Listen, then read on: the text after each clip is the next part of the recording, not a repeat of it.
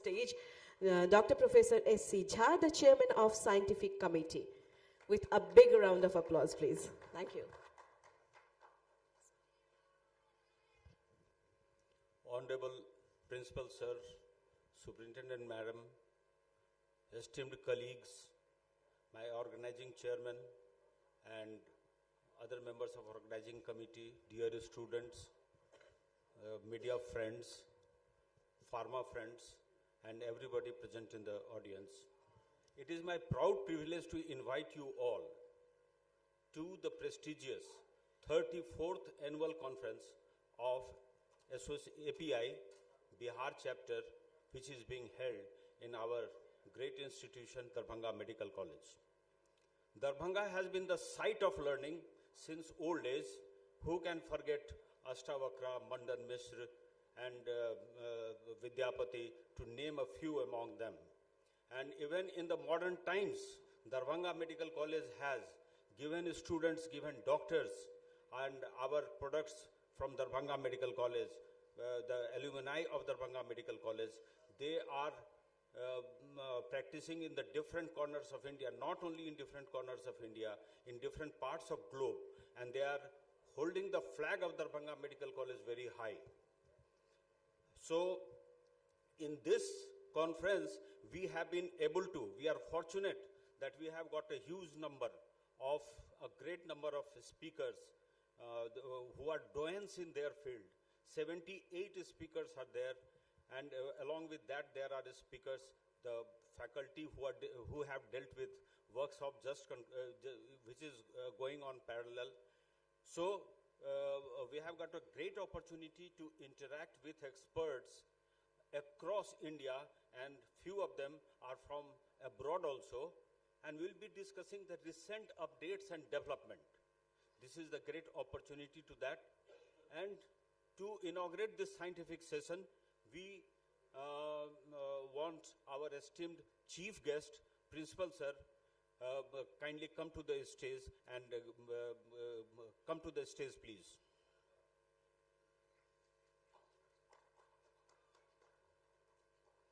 Our guest of honor, Superintendent Madam, kindly come to the stage.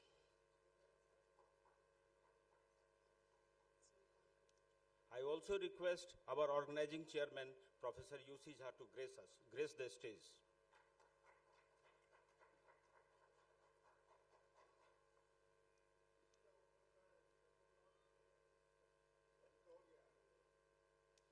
Before we light up the lamp for this, I will ask Dr. Binyanand Jha to kindly come to the stage and honor our chief guest, Dr. K.N. Misra, with bouquet and the Mithila painting.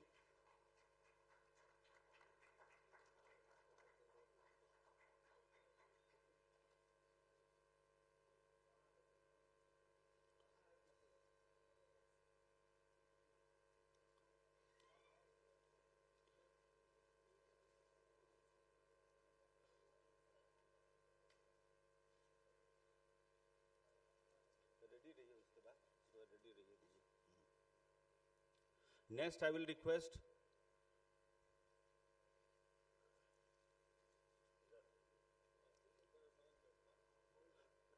Dr. A.K. Mehta, please come to the stage and honor Superintendent Madam, Professor Alka Jha, with the bouquet and Mithila painting as well. And can we have a big round of applause for them?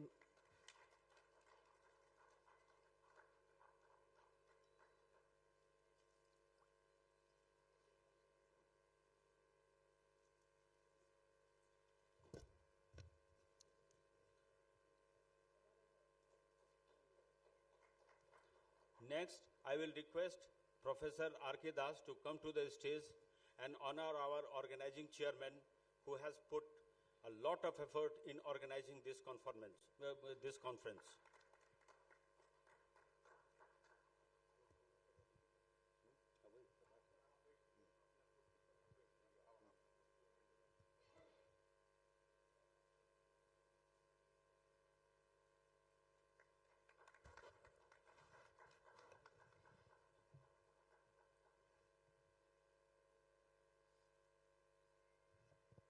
now it's time to felicitate Dr. Professor S.C. Jha, the Chairman of Scientific Committee.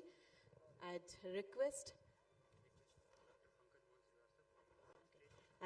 Dr. Pankaj Mohan Srivastava, sir, to come on the stage and to felicitate Dr. Professor S.C. Jha, the Chairman of Scientific Committee.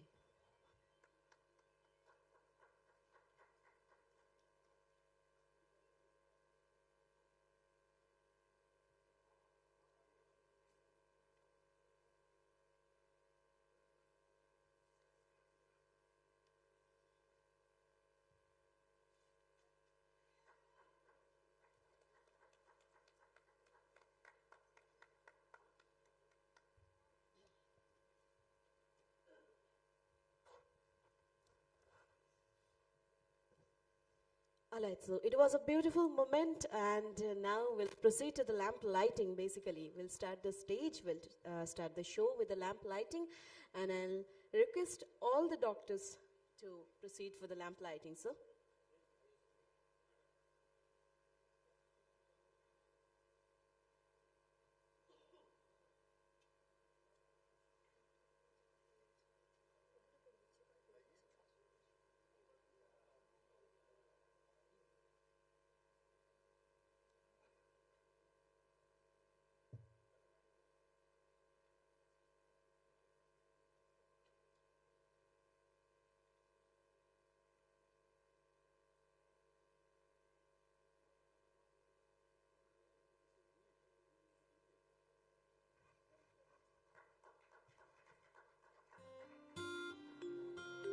या कुन्देन्दुतुषारहारधवला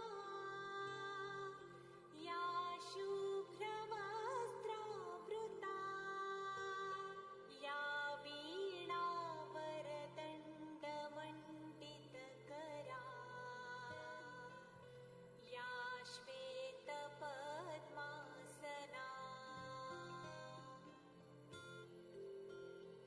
या ब्रह्माच्युतशङ्कर प्रभृतिभिः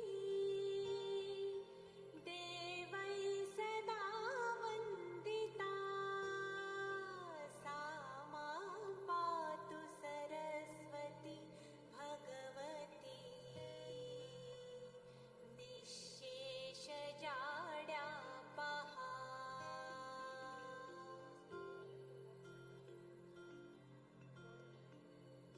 शुक्लां ब्रह्मविचारसारपरमाम् आद्यां जगद्व्यापिनीं वीणापुस्तकधारिणीमभयदाम् जाड्यान्धकारापहा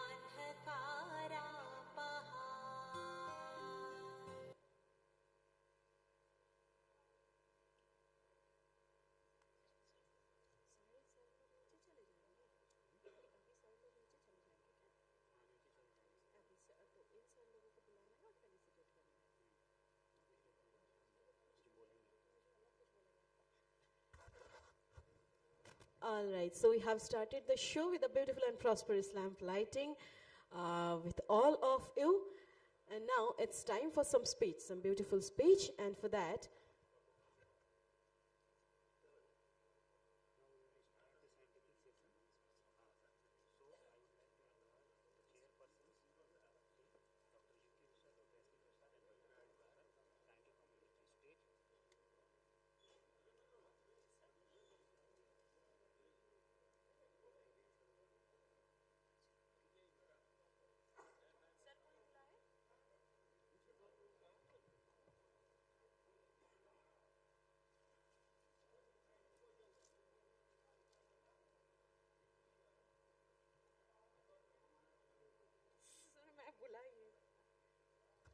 all right, so to proceed this. Okay.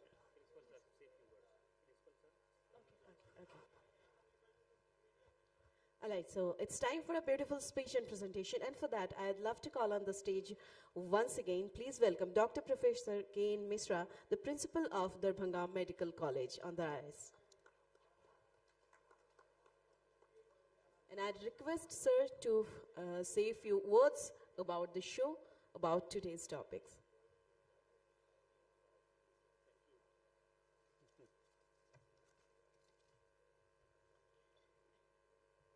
I welcome you all in Darbhanga Medical College. Good morning to all of you.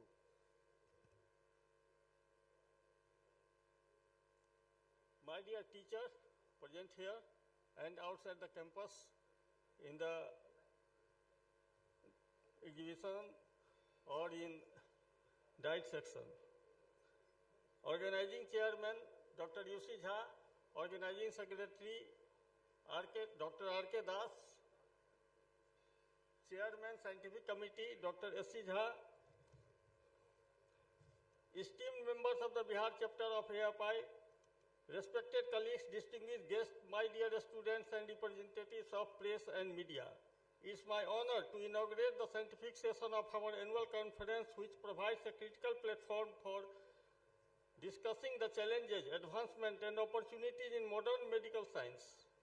Medicine is indeed a living science, dynamic, evolving and continuously reshaping in response to new discoveries and global health trends. Our commitment of lifelong learning and continuing medical education is not just important, it is essential for excellence in our practice and patient care. As we gather here today, it is essential to reflect on how the medical landscape has evolved over the years. Infectious disease and the malnutrition, once prevalent, are now less of a threat, thanks to significant strides in public health, hygiene and vaccination efforts. However, with this success comes a new set of challenges. Non-communicable diseases, obesity, diabetes, hypertension, coronary disease, dyslipidemia and the various cancers are rapidly emerging and affecting our communities in profound ways. These conditions are now leading causes of morbidity and mortality, often exacerbated by modern lifestyles and dietary habits. Addressing these health threats requires a dual approach: medical intervention and active lifestyle modifications. A balanced, nutrient-rich diet is paramount. We must encourage our patients and ourselves to include a variety of fruits, vegetables, whole grains, and lean proteins on our plates. The importance of physical activity cannot be overstated either, as research indicates even brisk walking for 180 minutes a week can significantly reduce risk associated with non-communicable diseases. However, it is not just about diet and exercise. Good sleep, positive thinking, quality time with family and friends, practices like yoga and meditation are integral to holistic well-being. As physicians, we often advise these measures, but we must also adopt them in our lives. To truly embody health, we must lead by example and with true in word and action. In this conference, let us not only expand our knowledge, but also renew our commitment to practicing what we teach. Together, let's pave the way for a healthier future for Bihar, our patients and ourselves. Thank you, and I wish everyone a fruitful and insightful session. Thank you. Thank you, sir. Thanks a lot. All right. So next, I'd love to call on the stage Dr. Professor Alka Jha, the Superintendent of Darbhanga Medical College Hospital, for saying a few words. And can I definitely have a beautiful and big round of applause for her, please?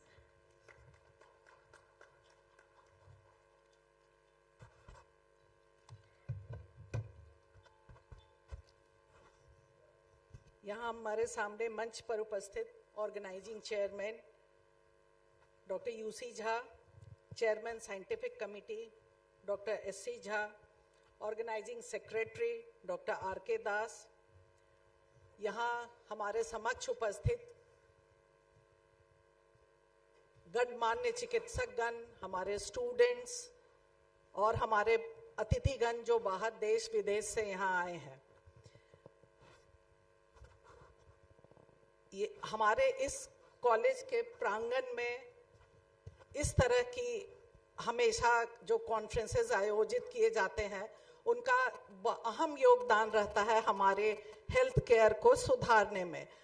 जो हम हमेशा से हम आने पर यहाँ पे विचारों का आदान प्रदान करते हैं, नई नई तकनीकों का आदान प्रदान होता है और उससे हमें हमारे मरीजों को ही अल्टीमेटली लाभ मिलता है और हमेशा नित नई नई चीज़ों को सीखने को भी मिलता है।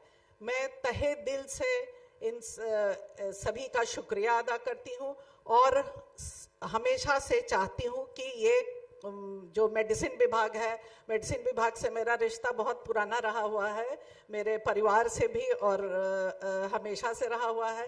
तो वो चाहती हूँ ये हमेशा ये विभाग तरक्की करे और ये सबसे मेडिकल कॉलेज में सुप्रीम विभाग के रूप में माना जाता है शुरू से और अभी भी। तो मैं इस कॉन्फ्रेंस के लिए बहुत ही तहे दिल से चाहती हूँ कि ये तरक्की हो और ढेर सारी शुभकामनाएं मेरी तरफ से। धन्यवाद।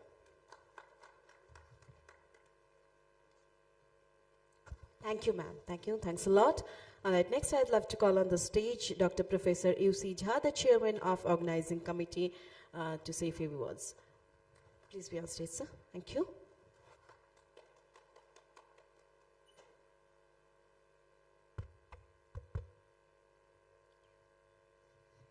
Warm welcome to our retired professor and teacher, respected Dr. P.K. Bhattacharya, who had just arrived in the hall, our principal, Dr. Ken Mishra, our superintendent, Dr. Madam Alka Jha, and my friend, the chairman, scientific committee, Dr. S.C. Jha.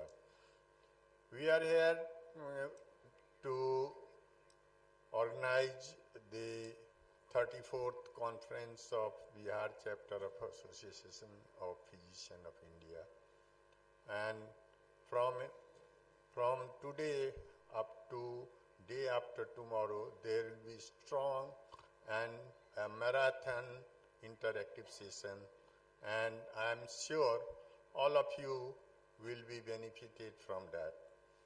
And as a part and parcel of the organizing committee, I'll not leave any stone unturned to make it as much successful as I can or we can. Thank you very much. Thank you, sir. Thank you. Well, last but not the least, obviously, I'd love to call on the stage. Please welcome Dr. Professor S.C. Jha, the Chairman of Scientific Committee, to say a few words about the show. Thank you, sir. We have already talked about how we are going to update by various experts coming from across India and some coming from outside India. And to make the conference successful and in time, it is my request to all the speakers, chairpersons, that the talks should be restricted to the time limit. Mostly the talks are 15 minutes, 12 minutes will be for the presentation, 2 minutes will be for the interaction with the audience, and 1 minute is reserved for the introduction part. I will request the speakers to kindly put their CV, one-page CV, as the first slide of the presentation to save time. And after the presentation is over, we have got an earmarked area where the photo can be taken and mementos can be given to speaker and chairpersons to honor them. Thank you. Thank you, sir. Now, can I have a big round of applause for all the doctors who have already shared their thoughts? एक जोरदार की ताली हो सकती है? Thank you, thank you. All right. So moving to the next station, and the next station is critical care. The topic is not the usual presentation of ABG, and our chairperson, I'd love to call our chairpersons, all the chairpersons of the particular session, and the chairpersons are, please welcome Dr. U.K. Bishwas. I'd love to call on the stage Dr. U.K. Bishwas for addressing the chair for the next session. Along with him, I'd like to call on the stage, please welcome Dr. S.K. Prasad. And last but not the least, I'd love to call on the stage Dr. Dilip Kumar Shah for addressing the chair.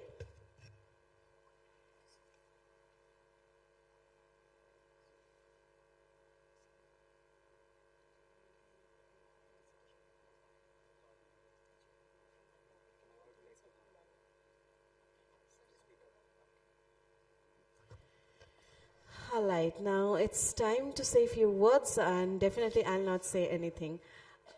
For the session, I'd love to call on the stage for addressing the session. The session is critical care, and the topic is not the usual presentation of ABG. And for that, I'd love to call on the stage Dr. Milind Jha, the MBBS from Calcutta Medical College, the MD from Sikkim Manipal Institute of Medical Sciences, FCCS 2012, MRCP from UK, Assistant Professor of Medicine at MMCH Madhubani, guest faculty at Pass the Places program for PACES aspirants. Thank you, sir.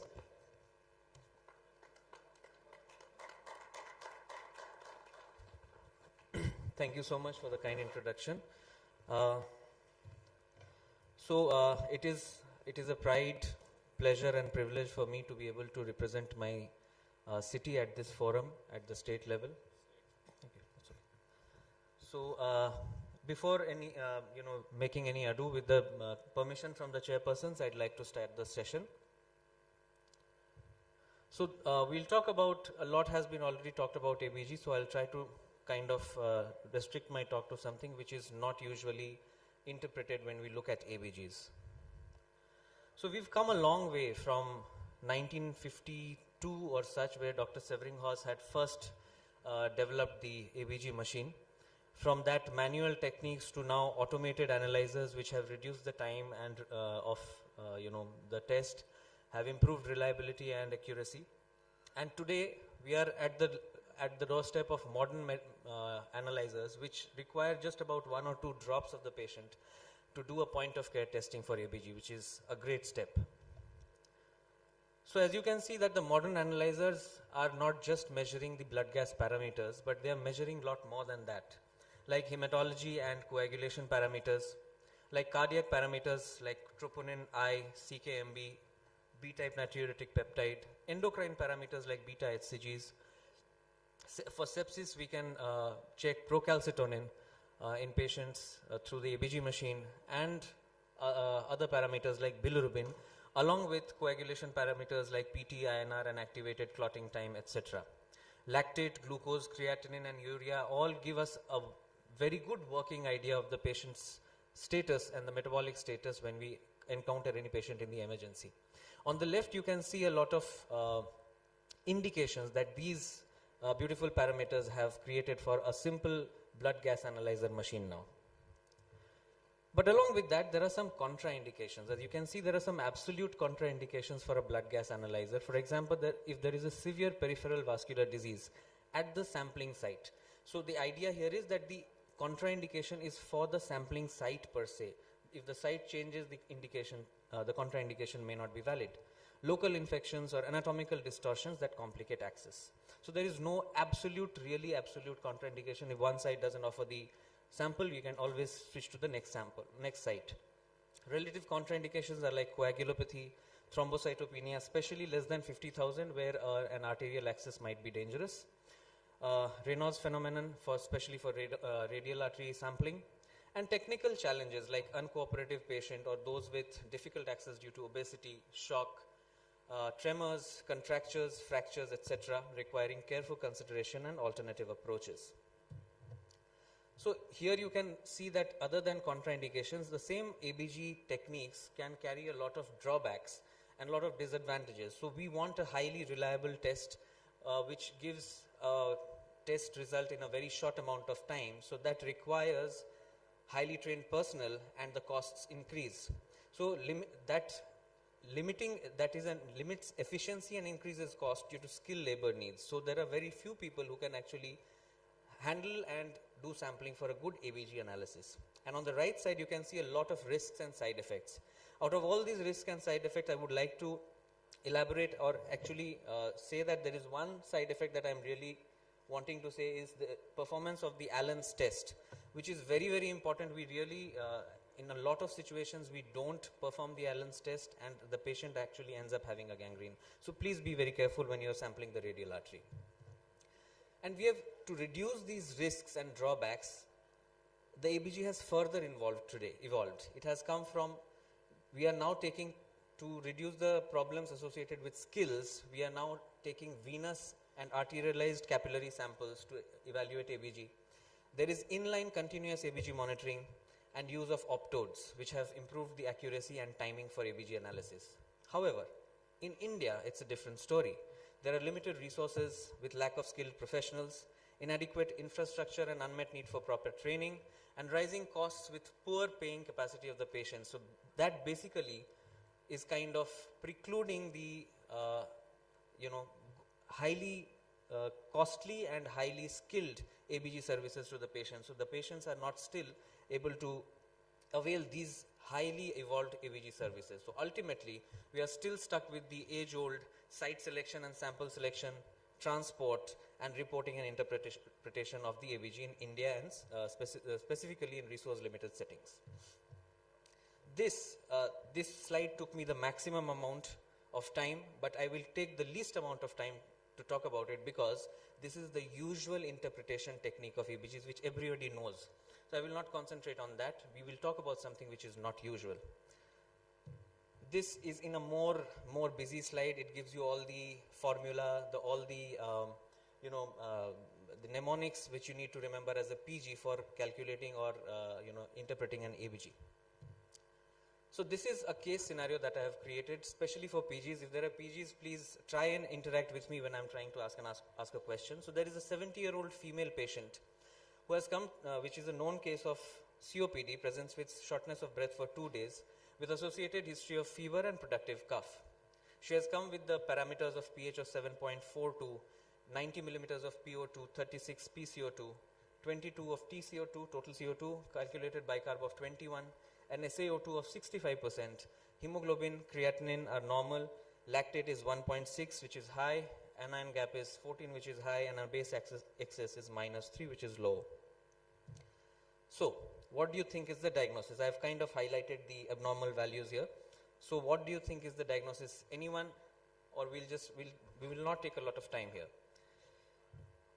So, the diagnosis, working diagnosis would be, of course, respiratory alkalosis with partial compensation with high anion gap metabolic acidosis due to lactic acidosis. So what should be the next step? The patient has come to you with a SaO2 of 65% and possibly is going into a sepsis. So would you ventilate or would you not ventilate? Anybody in favor of ventilation? Just raise your hand, I could understand. No hands? Everybody doesn't want to ventilate? So the idea here is that we are evaluating this ABG based on the kind of the rule of 4 that we have been taught. That the normal pH is 7.4, the normal bicarb is 24, and the normal PCO2 is 40. So this 4 recurs. But the idea here is that we should ask the first question. This is a patient who has come to you with history of fever. So if the temperature changes, these values, this reference values changes, and the interpretation of ABG will change. We never actually really ask about the temperature of the patient. If you see that the normal temperature of the body, that is 37, these rules are valid only for the normal temperature, that is 7.4, 40, and so on and so forth.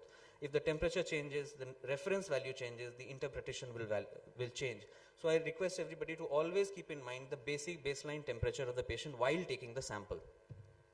So let's just say that the patient does not have fever, the patient is currently afebrile. So the reference ranges which you have always been taught about are valid here. Still the patient is in respiratory alkalosis with a very poor saturation. Would you still want to ventilate or not? Any opinions here? Fine. So we'll skip to the next step. I'll still want to wait and see what is the FiO2. So fraction of inspired oxygen, it is a major changer for the PaO2 values in the ABG. As a basic rule, whatever is the calculated FiO2, the PaO2 in the ABG should be about 5 times that value. So if the room air value of FiO2 of oxygen is somewhere around 0.2 or 0.21, the PaO2 should be about 5 times, that is somewhere around 100. So 80 to 100 is the normal PaO2 at normal temperature. If we put the patient on nasal cannula, 1 liter will change the FiO2 to 0.24 and 6 liters will go up to 0.44.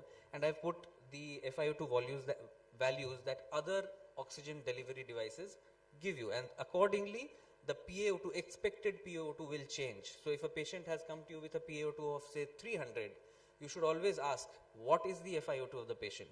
And depending upon that, you might have to actually change the FiO2 and the oxygen delivery flow so that the patient doesn't end up with toxicity due to hyperoxia. So let's just say that the patient is breathing on room air. So the patient is breathing on room air at normal temperature with a saturation of 65%. Would you ventilate? The idea should be that yes, I should probably go ahead with ventilation, but the next step should be, if you see at the ABG or the blood gas report that has been given, the SaO2 is 65%, whereas the PO2 is about 90 millimeters, which doesn't really match. So the next question should be, what is the SpO2 of the patient? So pulse ox. Pulse ox is a very, very big help when a patient comes to you in the emergency situation, especially when you're analyzing a ABG in a skill limited setting. And the reason is that if the pulse ox is normal, say the patient has a pulse ox of 98% or say 90% or whatever, and the SaO2 does not really match with that pulse ox, you are probably dealing with a venous sample. So whenever you have taken, and a lot of times when we are taking radial samples, we can kind of prick the radial vein instead of the radial artery. So it is very easy to obtain a venous sample, and we kind of either miscalculate the ABG, or we end up throwing away the sample and retaking an arterial sample. So my idea here is, will this sample help us to determine what should we do with the patient? So I'm saying, let's just say that a COPD patient has come to you with an SpO2 of 90% on room air. Now if you see here, I have put in the age-old oxyhemoglobin dissociation curve. It is a sigmoid curve, everybody knows that, but within this limit of the SpO2 of 60 to 90, it's fairly linear. So that behavior is pretty much linear. So the idea here is that we use the 30, 60, 90 rule. So if the SpO2 is say somewhere around 90 on pulse ox, you can reduce it by 30 to have an idea as to what could be the expected PaO2, the arterial tension in the oxygen tension in the artery. So the expected PaO2 with a person with a 90% SpO2 would be somewhere around 60. But here the PO2 is 90. That's point number one. Point number two, you know that the SaO2 is 65, so and it does not match with the SpO2 of 90, so it is a venous sample. So we are dealing with a venous sample where the PaO2 doesn't really match. The PaO2 will change with an arterial sample and venous sample, but where you are expecting an arterial PaO2 of 60, you cannot really expect a venous PaO2 of 90. So that doesn't really match. So what do we do next? So yes, so we have come to the fact that yes, this is probably a venous sample. So this is how I have kind of put in the chart where you can convert the various values in the VBG to calculate what could be the AVG values. So if you see, the pH will be somewhere around 0.04 higher than the VBG. The PCO2 will vary depending upon which vein we had pricked. If it is a peripheral vein, reduce it by 8. If it is central vein, reduce the value by 5. For bicarb, central vein, no changes needed. Peripheral vein, reduce by around 3. PO2, there is no correct way to assess PaO2 of venous and compare it with arterial, but you can have an idea of the PaO2 through the SpO2, pulse ox. SO2. Now, in central venous oxygen saturation, if we take a central vein, it can be used as a marker to assess shock and O2 delivery, which can be up to 25 to 40% lesser than the normal SO2 values. So if we expect a value of 90% in the SpO2, 65% kind of matches with a normal central venous oxygen saturation. So this value is basically normal. So we will not panic as to if this is the SO2 is 65, we should ventilate. No, we should not. We should wait. This is a normal venous saturation. But VBG should not be used to comment on ABG in situations like severe shock, severe hypoxia, extreme acid-base status, and when the patient is on ventilation. Actually, when you are wanting to know the oxygen status of the patient, not the ventilatory status. In COPD, we are more concerned about PCO2 rather than PO2. So that's why here we can actually use the VBG to help treat the patient. So now it is easier to understand that we will not ventilate the patient.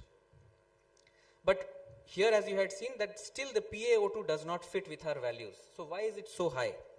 So that is where the precautions come into account. I have talked about Allen's test and blah, blah, blah at temperature FiO2. But the idea here is that even 1 to 2% of the volume of blood, if it has one air bubble, the air bubble can raise the PaO2 to up to 115 millimeters of mercury. So removing air bubbles from the sample is of extreme importance. Faster transport, it is important if you want to analyze the blood for PO2 and PCO2, you should get the blood analyzed by 15 minutes. If these values are not important, if you want to just look for lactate or maybe a creatinine, then we can wait up to 30 minutes. Pneumatic transport systems in many bigger hospitals are used for sampling, but it has not proven to be of very good help for ABG analysis. Syringe caps are generally used to avoid the loss of dissolved gases. We cannot do that, so we have been taught to turn or break the needle or fold the needle. Yes, sir. So role of plastic syringes, glass was always better, but it kept breaking, so plastic was taken out.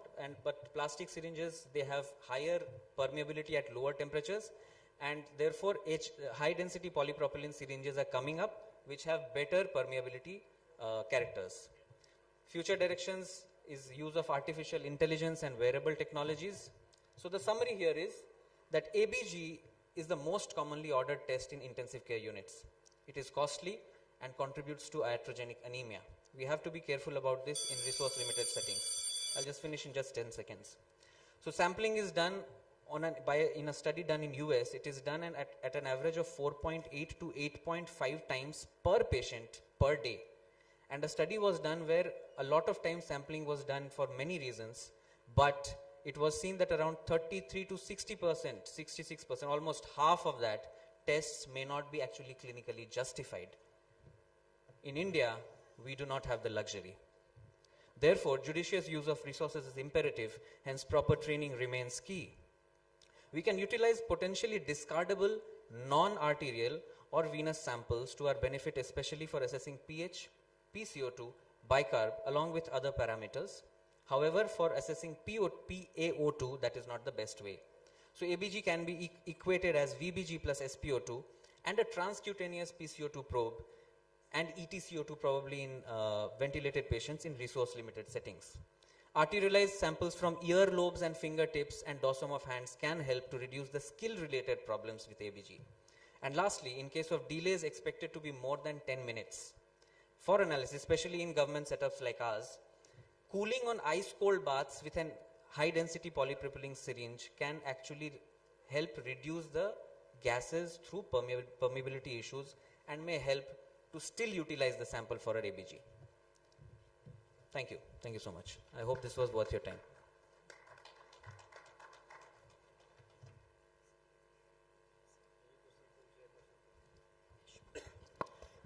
Thank you, sir. Thanks to Dr. Milind Jha for sharing some important things to us, with us. And now it's time for the felicitation. We'll felicitate Dr. Milind Jha, but before that, I would love to call one of the chairperson, Dr. A.K. Bishwas, to say a few words. Okay. All right, so as he's not present here, I'd love to call on the stage Dr. Dilip Kumar Shah on the dais to say a few words with us. Thank you, Dr. Milind Jha. You presented well, and your presentation was so excellent. And your topic, you chose that topic that is very common in medical practice. And so, I want to say, audience, that any question from audience side? Okay, thank you.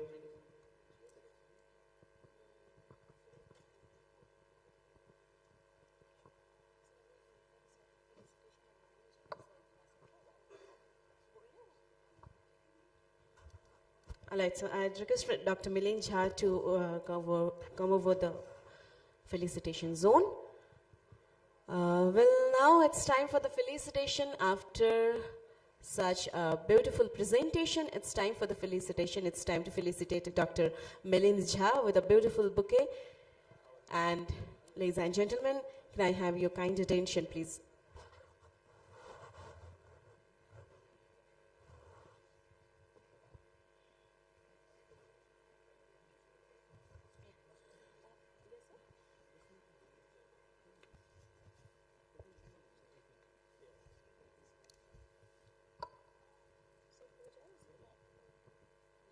Hello.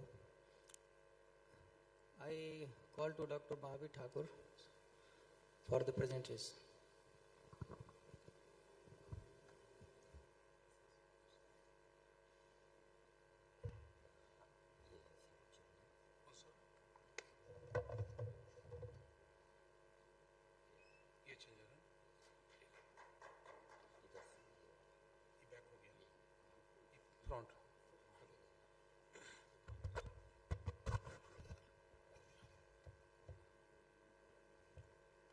Good afternoon, chairpersons. At the outset, I am thankful to organizing team, especially Professor S.C. Jha, for inviting me for this prestigious talk.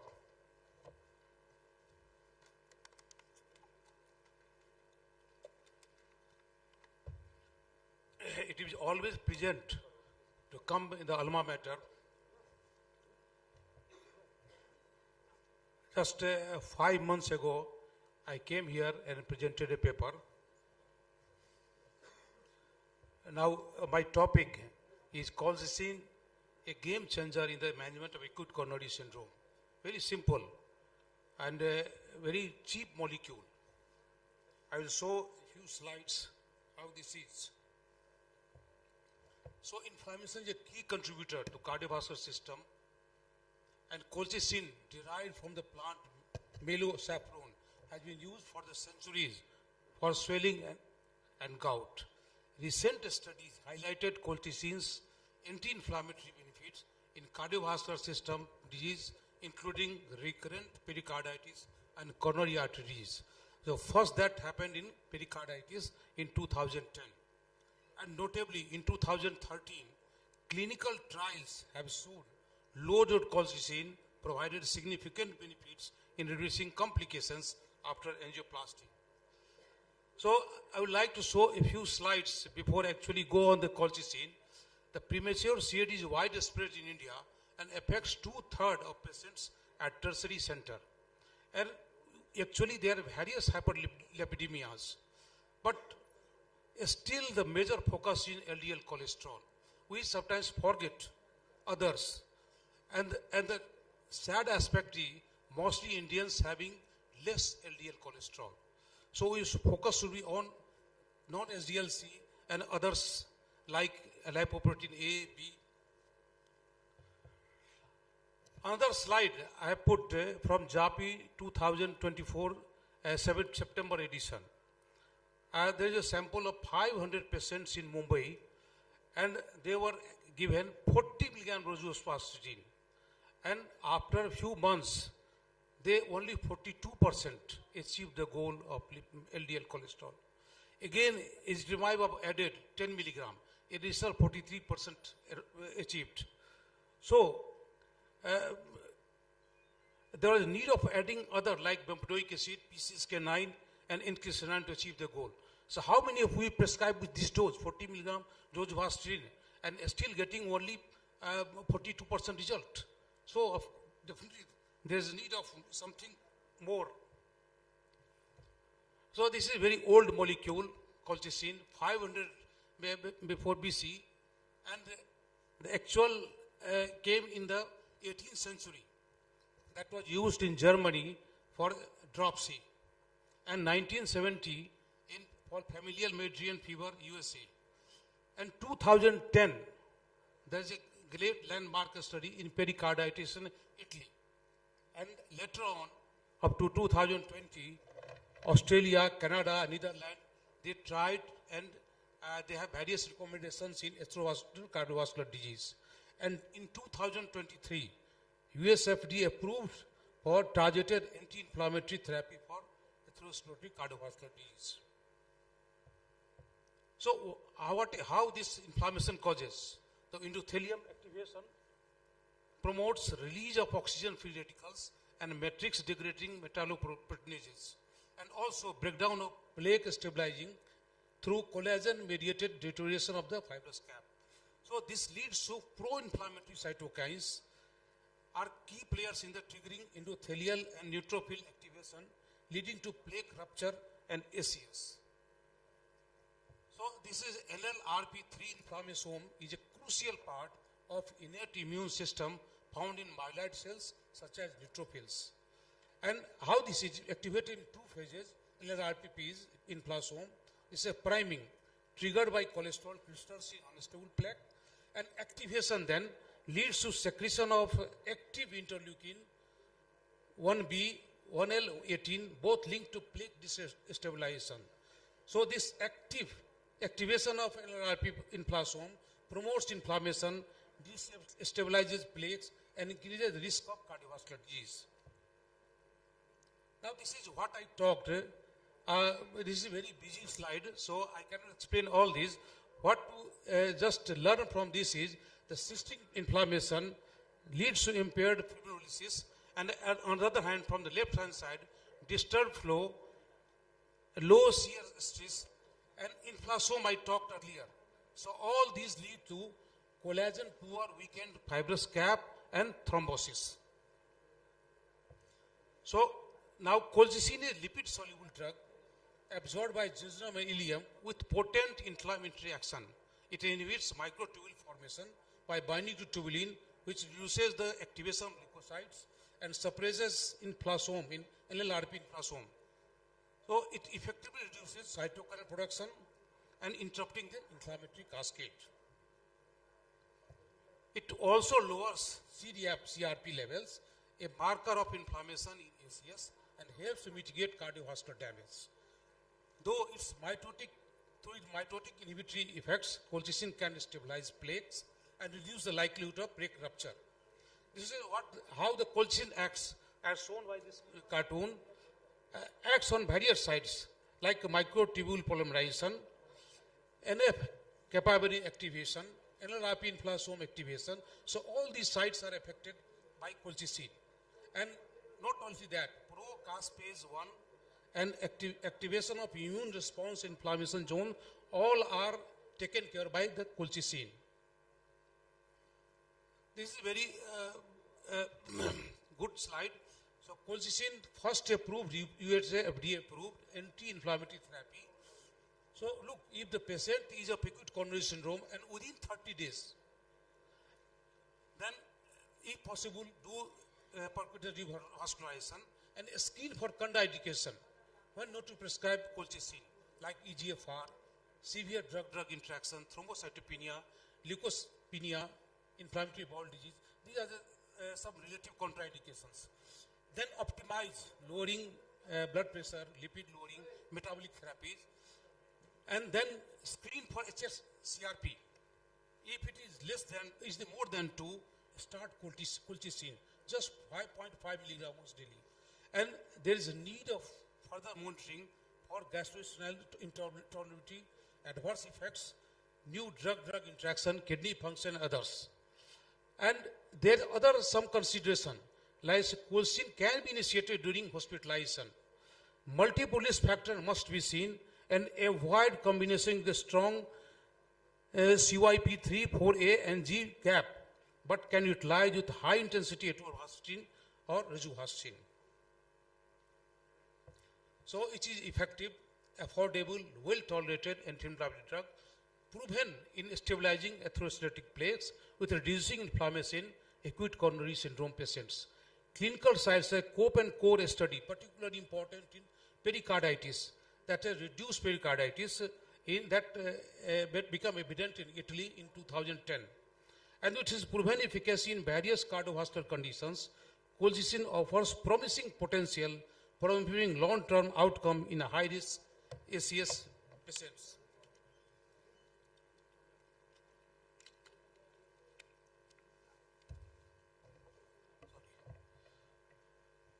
Then there was a big trial, almost nearly 5,000 patients. It's a Colcourt trial that lasted from 2015 to 2018. So that was designed to assess colchicine's effectiveness in reducing cardiovascular events in patients with recent MI. And the patient was given 0.5 milligram colchicine, and a placebo was another group. Then the primary endpoints were fixed as cardiovascular causes like cardiac arrest, recurrent MI, stroke, and hospitalization for cardiovascular regions. So what was the result? The primary outcome was 5.5% as compared to 7% in placebo group. So there was clear-cut, statistically significant benefit. We can appreciate this. And then secondary outcomes like cardiovascular death, they were just 0.8% colchicine group and 1% in placebo. Stroke was 0.2 in colchicine group and 0.8 in placebo group. And urgent hospitalization was also less, those patients having colchicine as compared to those having placebo. Now the same extension of Colcott trial, this is a certain device has come, that's optical coherence tomography of the plaque. So that actually estimates the lipid burden of the plaque. So with this, in 128 patients it was assessed, and the lipid arc was more than 90%. So the 1-to-1 ratio was given, or half were given with colchicine and half with placebo. So look at the result. What was the result? The right hand side is there's clear-cut benefit that colchicine group was resulted in favorable effect on coronary plaque stabilization at optical coherence tomography in patients with acute coronary syndrome. Now another study, that Lodoco study that occurred in 2013, and over 500 patients, and showed the low dose colchicine reduced major cardiovascular events in patients with stable coronary artery disease. But when colchicine and statin was combined, the hazard ratio was more significant. Look at the p-value. That demonstrating its role in preventing recurrent cardiovascular events. An observational study of 80% showed that colchicine lowered low attenuated plaque and CRP levels, further proving its anti-inflammatory benefits. Now, don't worry, you have to look its adverse effects.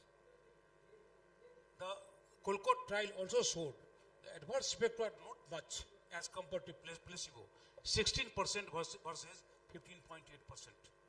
But common side effects, very common, nausea, diarrhea, and flatulence. So we get in most of the drugs. And sometimes serious pneumonia was common in colchicine group, but not more. And the risk of cancer was not significantly different between two groups, between placebo and colchicine group. Now comparison with other anti-inflammatory drugs used in cardiovascular diseases, like a statin, widely used for their lipid lowering and anti-inflammatory properties. Other is canakinumab. This showed reduced cardiovascular events but had higher infection rate and was costly. And colchicine, as compared to other very safe, more cost-effective alternative with fewer side effects. Because it reduces the unique property of inhibiting NLRP inflammasome activity, which is unique as compared to other molecule. Now combination, we can combine colchicine with others with a statin to target both lipid level and inflammation, with aspirin to reduce clot formation. And combined therapy may offer synergistic effects in reducing the risk of recurrent cardiovascular events. I slowed the slide initially. Even with 40 milligram of rosuvastatin, result was only 1/3. Only 40% achieved the target. Now, very important, statin and colchicine drug-drug interaction. When you combine together, we must keep in mind taking lipid-soluble statins like rosuvastatin, pravastatin, and pitavastatin. There's no need of much worry, because monitor just sign and symptom of muscle-related weakness. But with atorvastatin, simvastatin, not only monitor sign and symptom of muscle-related weakness, but checks CK at 2 weeks, consider lower statin dose with adjunct non-statin therapy. So, the potential severity and duration of prolonged drug-drug interaction, potential consequences of stopping colchicine. So, these should be, if it is severe, hold the colchicine, and if it is minor, continue colchicine with enhanced monitoring, or can consider holding colchicine.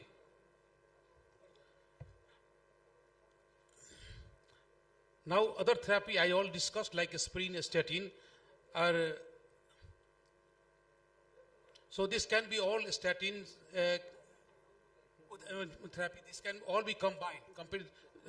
This comparison I have just talked.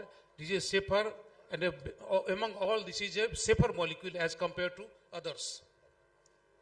Now, adverse effects, as shown by an earlier Colcott trial, events were similar with colchicine as compared to placebo, over 16% and 15.8. Common side already told. Pneumonia was more common in colchicine group, 0.9% as compared to placebo, though risk of cancer was not significantly different between two groups.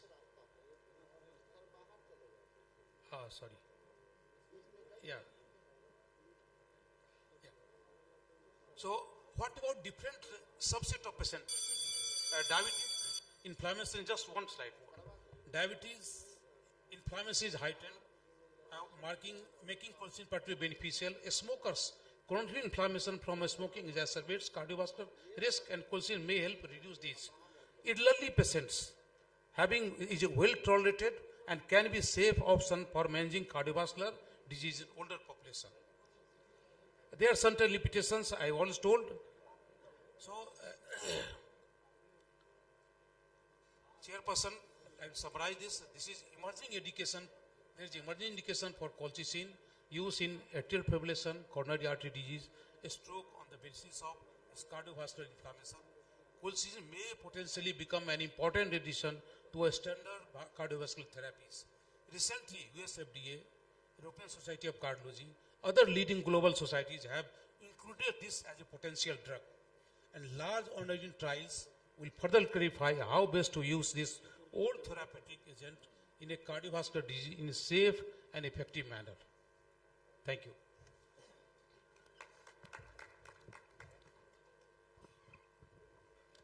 Thank you, sir. Thank you for your nice presentation. If any question from audience side, you can ask to Dr. M. Thakur, sir. Thank you, Dr. Thank you. Thakur. Seeing your study, I am prompted or tempted to use in next few patients. But I personally feel that it needs more some Indian study also. You have, of course, you have quoted some study done abroad and US FDA approval. But unless we do in our soil Indian study, it will be not very impressive to use all in patient. Number two, colchicine is a wonderful drug. Apart from effective in gout, in some centers they have also used in liver cirrhosis on account of its anti-inflammatory and anti-fibrotic effect. So thank you again for your wonderful presentation. It was my compliment, not any question. But I need that we must have carry out our Indian study to have full faith in this molecule. Thank you very much. Thank you, sir. Sir, I just showed one eye-opener slide that published in JAPI in September. So, with maximum tolerated dose, just only 40% achieved the target. So, there is a need of adding in most of the patients. Thank you, sir. Excuse me, sir. Sir? Yeah, sir, should we only add colchicine after the patient has gone an angiography and percutaneous intervention, or can I do it before that? No, in both conditions. After in chronic stable angina also, coronary artery disease also, and acute I have shown. So in 30 days, I have just 30 days, after assessing all the parameters I have shown, you can add the colchicine. So what about a patient with a very high risk of cardiovascular event that has not had an event right now? Yeah, sir. In that? So in spite of a statin, higher dose of statin, we are not achieving the target. So that is very important, and particularly younger patients. Okay, sir. And this is a very cheap drug. Yeah. Okay, thank you, sir. Thank you. Thanks to Dr. Mahavir Thakur, and I'd request to both the chairperson to felicitate Dr. Thakur over there, please. Thank you, sir.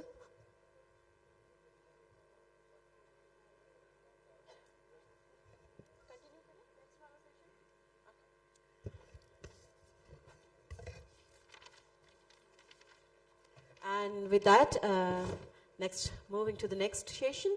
And for the next session, the chairpersons are Dr. P.M. Srivastava, and along with him, I'd like to call on the stage. Please welcome Dr. Neeraj Prasad on stage.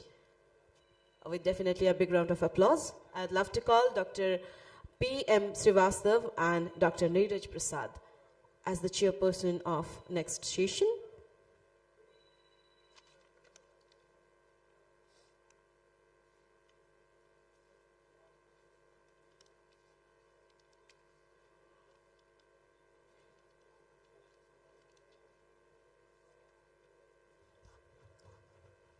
And I request both the chairperson to announce the name of the next speaker.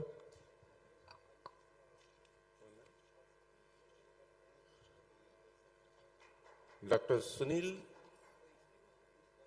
Agarwal, I think. May I request Dr. Sunil Agarwal to please come on the dais?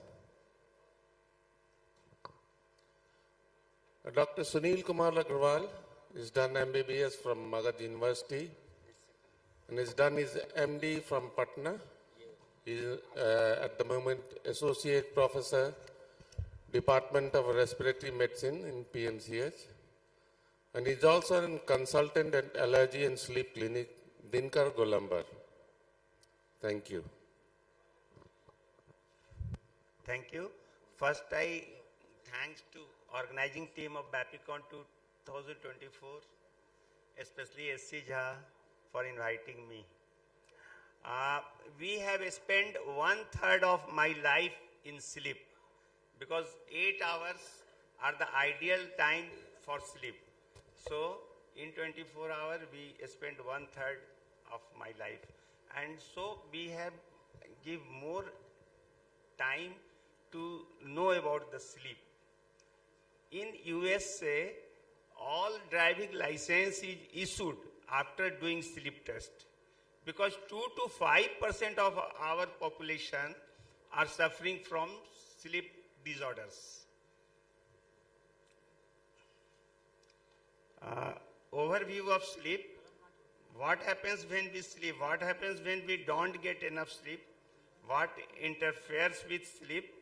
And diagnosing and understanding sleep. These are the headings we can discuss. Sleep is a physiological process. Rest, relief of tiredness, restoration of our body, re-energize, conservation of energy, and restoration of our cognitive ability. Changes in sleep in different body system.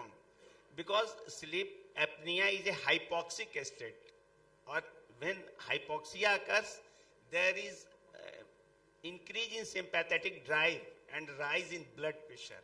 And at that time, BP rise up to 30 mm of mercury, and it causes many harms to the body. So, changes in sleep in different body systems, central nervous system, cardiovascular, a decrease in heart rate and cardiac output with an associated 5 to 20% fall in BP during sleep. Respiratory ventilation is decreased mainly due to decrease in tidal volume. And gastrointestinal decreased salivation, endocrine, many hormones show increased secretion during sleep, including growth hormone, and renal, decreased renal blood flow and decreased urine production.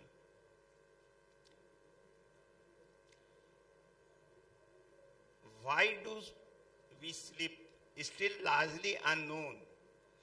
Molecular consequences of not sleeping are not currently known compared with not eating or not breathing. Our understanding as to why we sleep is mainly a result of what happens when we don't sleep. Why do we need sleep? Stop a healthy rat from sleeping and it will eat more but lose weight. The rodent will expend more energy but lose the ability to maintain body heat. It will develop skin lesion and a scruffy appearance, and sometimes between 13 and 21 days without sleep it will die. What happens when we don't sleep? The effect of sleep deprivation is consequences of sleep deprivation.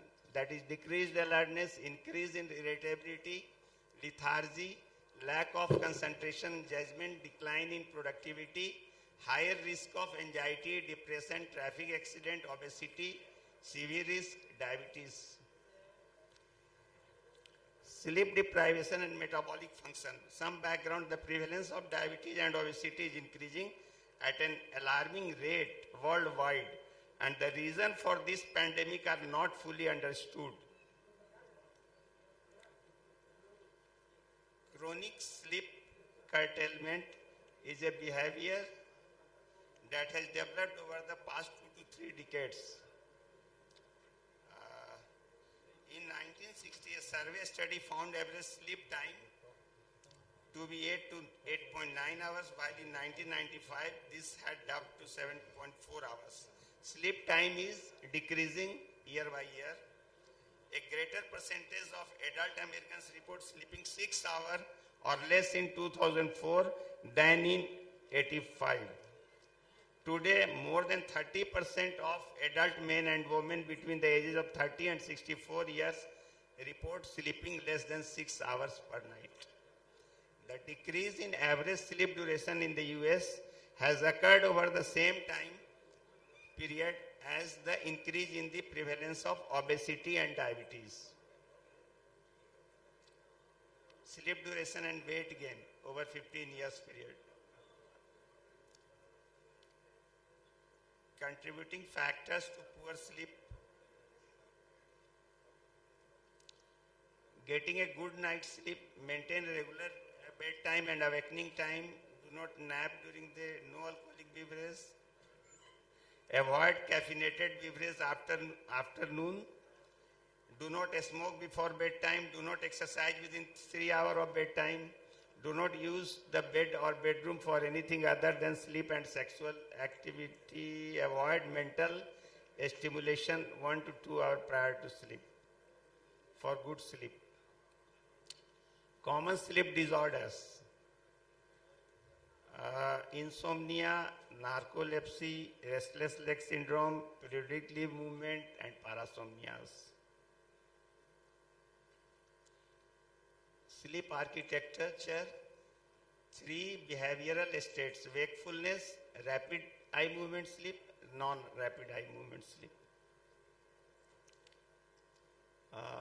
NREM sleep, 3 stages: 1 and 2, light sleep, easily aroused, 10 to 25 minutes depending on tiredness.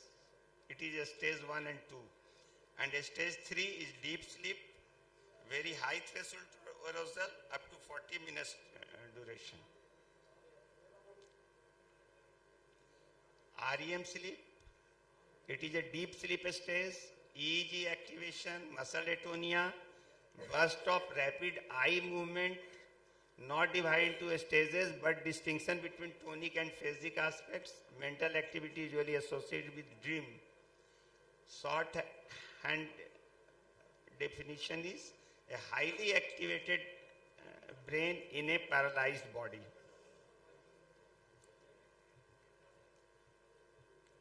These are the graphs.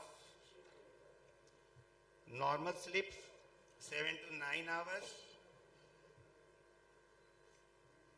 5% of total sleep time is spent in wakefulness, 15 to 18% slow wave sleep, and 20 to 25% time is REM sleep or deep sleep. And that there are 4 to 5 cycles. One cycle is 90 to 120 minutes and repeated 4 to 5 times in whole night. It is what it says, any type of disorder breathing associated with sleep, that is primarily snoring, OSA, obstructive sleep apnea, chain stroke respiration, overlap syndrome, OSA plus chronic obstructive pulmonary COPD, nocturnal hypoventilation, and complex sleep apnea. These are the sleep disorders start with snoring, but not all snorers have sleep apnea. These are the graph, upper airway, a continuum of collapse, partial obstruction, then inturbation and then complete obstruction. And the graph shows complete apnea, a straight line shows complete apnea at that.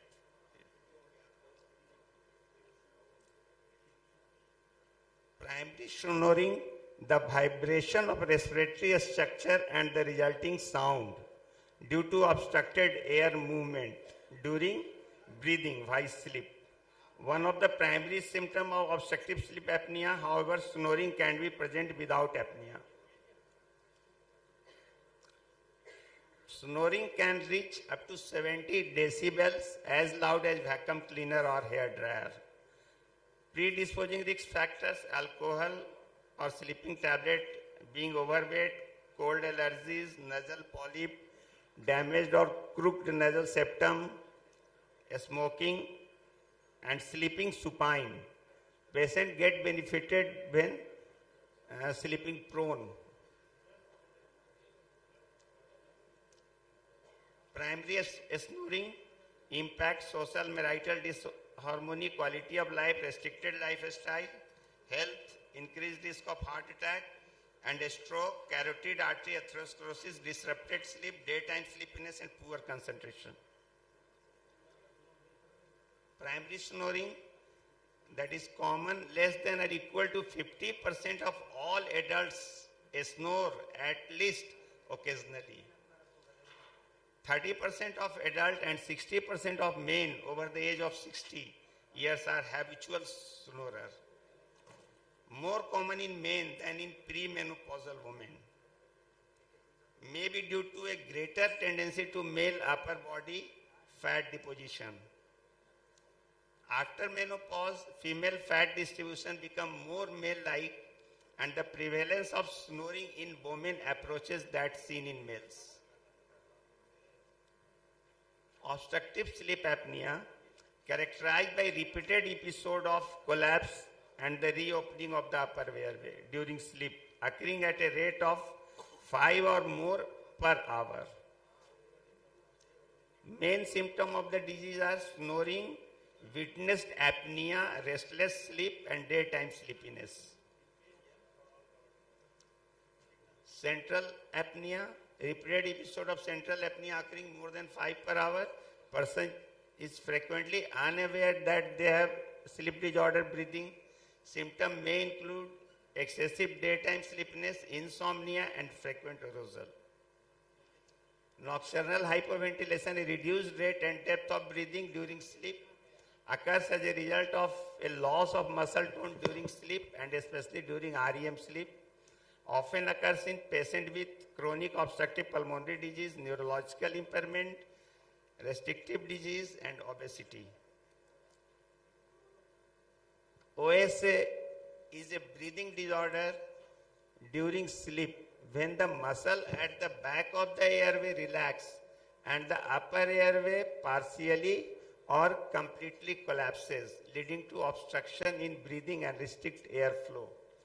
Apnea occurs when a person stops breathing for 10 seconds or more. Symptom of OSA: snoring, daytime fatigue, excessive drowsiness, overweight and obesity, high blood pressure, nighttime gasping or pauses in breathing, morning headache, and difficulty in concentration. This is diagram. What is OSA? Open airway, closed airway. OSA affects a large number of people but continues to be substantially unrecognized. Sleep apnea is prevalent in other diseases like heart failure, stroke, depression, type 2 diabetes, obesity, coronary heart disease. Risk factor for OSA: obesity, male gender, postmenopausal women, increasing age, pregnancy, alcohol, smoking, diabetes. And anatomic abnormality: a small facial bone, narrow nasal passage, recessed chin, excessive soft tissue. Risk factors shown in this image. Risk factors. Children also present differently. OSA is very hard to diagnose in children. Pediatricians look for it in children with predisposition. Facial abnormality, disease causing floppy muscle tone, symptom snoring, appearance, just concluding sign, hypertension, non-diapers, type 2 diabetes. Consequences is sleep fragmentation, upper airway collapse and obstructive sleep apnea, intermittent hypoxemia, sleep fragmentation. CPAP may improve insulin. CPAP is the treatment of choice. Intermittent hypoxia, this unique form of hypoxia, intermittent hypoxia occurring in sleep disorder breathing, is likely to play a significant role in the cardiovascular pathogenesis. Usually cardiovascular complications, particularly systemic arterial hypertension, do not commonly occur in other respiratory diseases with chronic sustained hypoxia as a typical feature. The intermittent reoxygenation that distinguishes intermittent from sustained hypoxia resembles reperfusion injury. 28.1% of truck drivers have sleep apnea. 6-time increased risk of crash. Situational awareness performance. Does CPAP treatment really reduce risk? Driving can be safely resumed after a few days of treatment. With CPAP treatment, most of these. Thank you, sir, for very nice and informative presentation. Now, house is open for questions.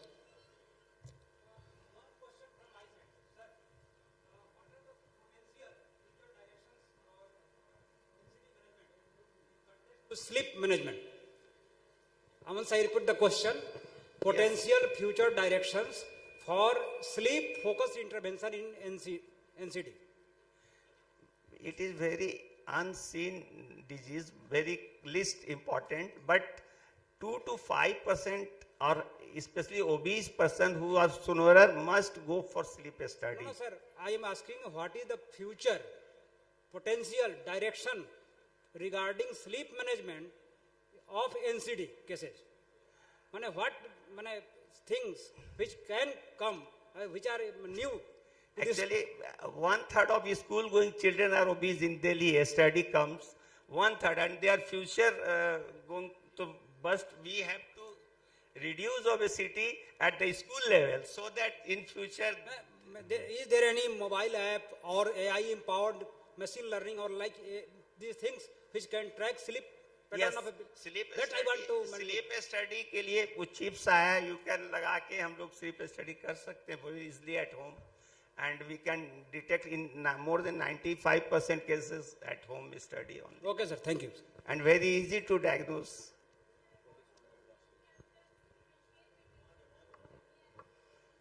वो type 1 study or type 2 study जिसमें कि many channels are there, EEG. Then we can diagnose central sleep apnea. It is very rare and very common, not very common.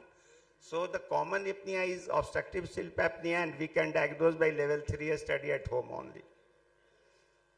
Thank you, Dr. Sunil, for your wonderful presentation on such a difficult topic, sleep and obstructive sleep apnea. I think most of us sitting in this auditorium will agree that insomnia has become one of the greatest problem of this time. Our at least 30 to 40% of the patient, they come to us with this same complaint that, doctor, I don't get a good sleep. Number two, obstructive sleep apnea is still another problem. And I feel that in every patient of difficult to treat hypertension, difficult to treat heart failure, and dyspnea, we must ask the history of obstructive sleep apnea, and we should try to rectify it. Regarding induction of good sleep, most of us, we are in habit of writing some pills, what we call sleeping pills, but that is not the answer. And you have rightly mentioned in one of your slides some of the non-pharmacological way to induce a good sleep. One thing I think probably that was missing, one thing, is there any relation between the last meal or apna dinner and time of sleep? Has it got any relation with time of dinner and induction of sleep? Are you aware of this? So in school going, we have read a doha. कभी न खाकर तुरंत नहाना, कभी न खाते ही सो जाना. Thank you so much. So, I will like to quote. I have gone in one article, and I always do. There must be 3 hours interval between your dinner and time to sleep. If you take meal, say at around 7 o'clock in the evening, and go to bed around 10 o'clock, you are likely to get a good sleep. But if you take your dinner at 10 p.m. and try to sleep at 10:30 or 11, probably it will be difficult for you to sleep. And regarding the second problem, obstructive sleep apnea, we have got the only one solution, that is the just keep a machine we try to attach with a CPAP machine. Are you aware of any other technique of controlling OSA other than machine? Very simple, which could be useful for our ordinary people. Weight reduction and prone position में सुना That है, is पेट के true, बल. but I will like to mention, I think probably you might not be here. And this practice is advocated by the people who practice yoga. Yes. In yoga, it is said, अगर आप नकली खराटे लेते हैं दिन में सुबह शाम तो आपको असली खराटे बंद हो जाएंगे. नकली खराटे का मतलब मैं करके आपको दिखलाता हूँ, and it is very easy to copy. Thank you, sir. इसको We are 11 running bar short of time, sir. सुबह दोपहर शाम कीजिए, आपको असली खराटे खत्म हो जाएंगे. It is without any cost. Yes. Please, you can recommend your patient, and I think you will get a rewarding result. Yes, tongue Thank you very much. exercise का importance है. जैसे posterior part of the tongue का Dr. Sunil, stimulation. Dr. Sunil, your talk was so stimulating that the question answer will go on for hours and hours. During off time, during the dinner you. time, we can have your opinion, and the audience can have your opinion. Thank you. Thank you.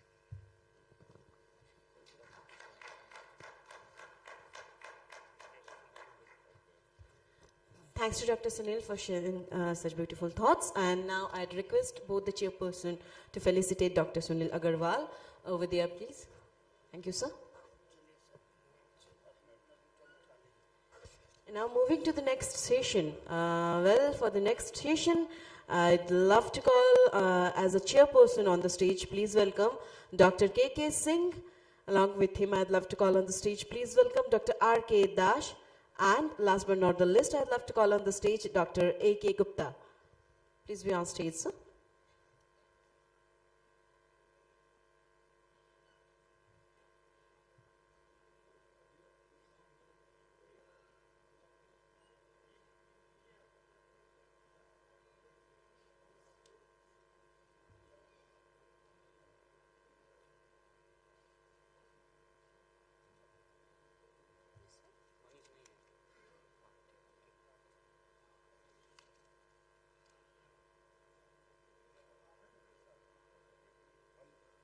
Thank you, sir. Thanks for coming. Please be seated.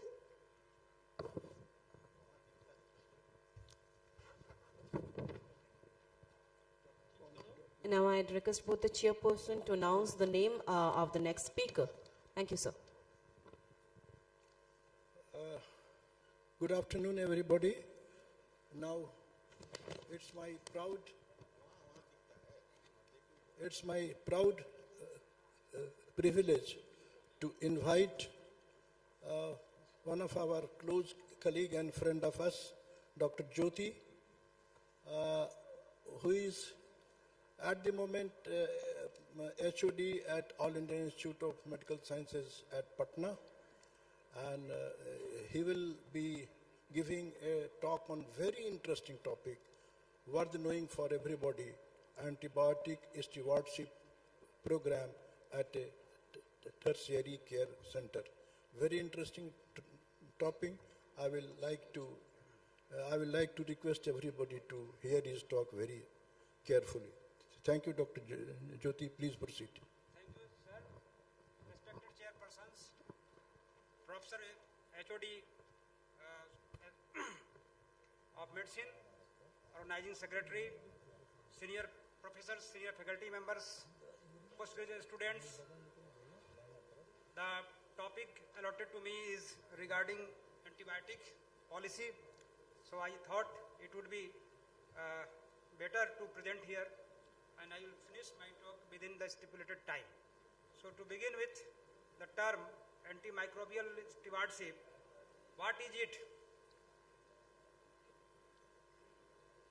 So in this session, we will be learning the importance of this antimicrobial stewardship, learn the key components of an effective antimicrobial stewardship program, and identify strategies for implementing and sustaining an ASP program in a tertiary care hospital like medical colleges.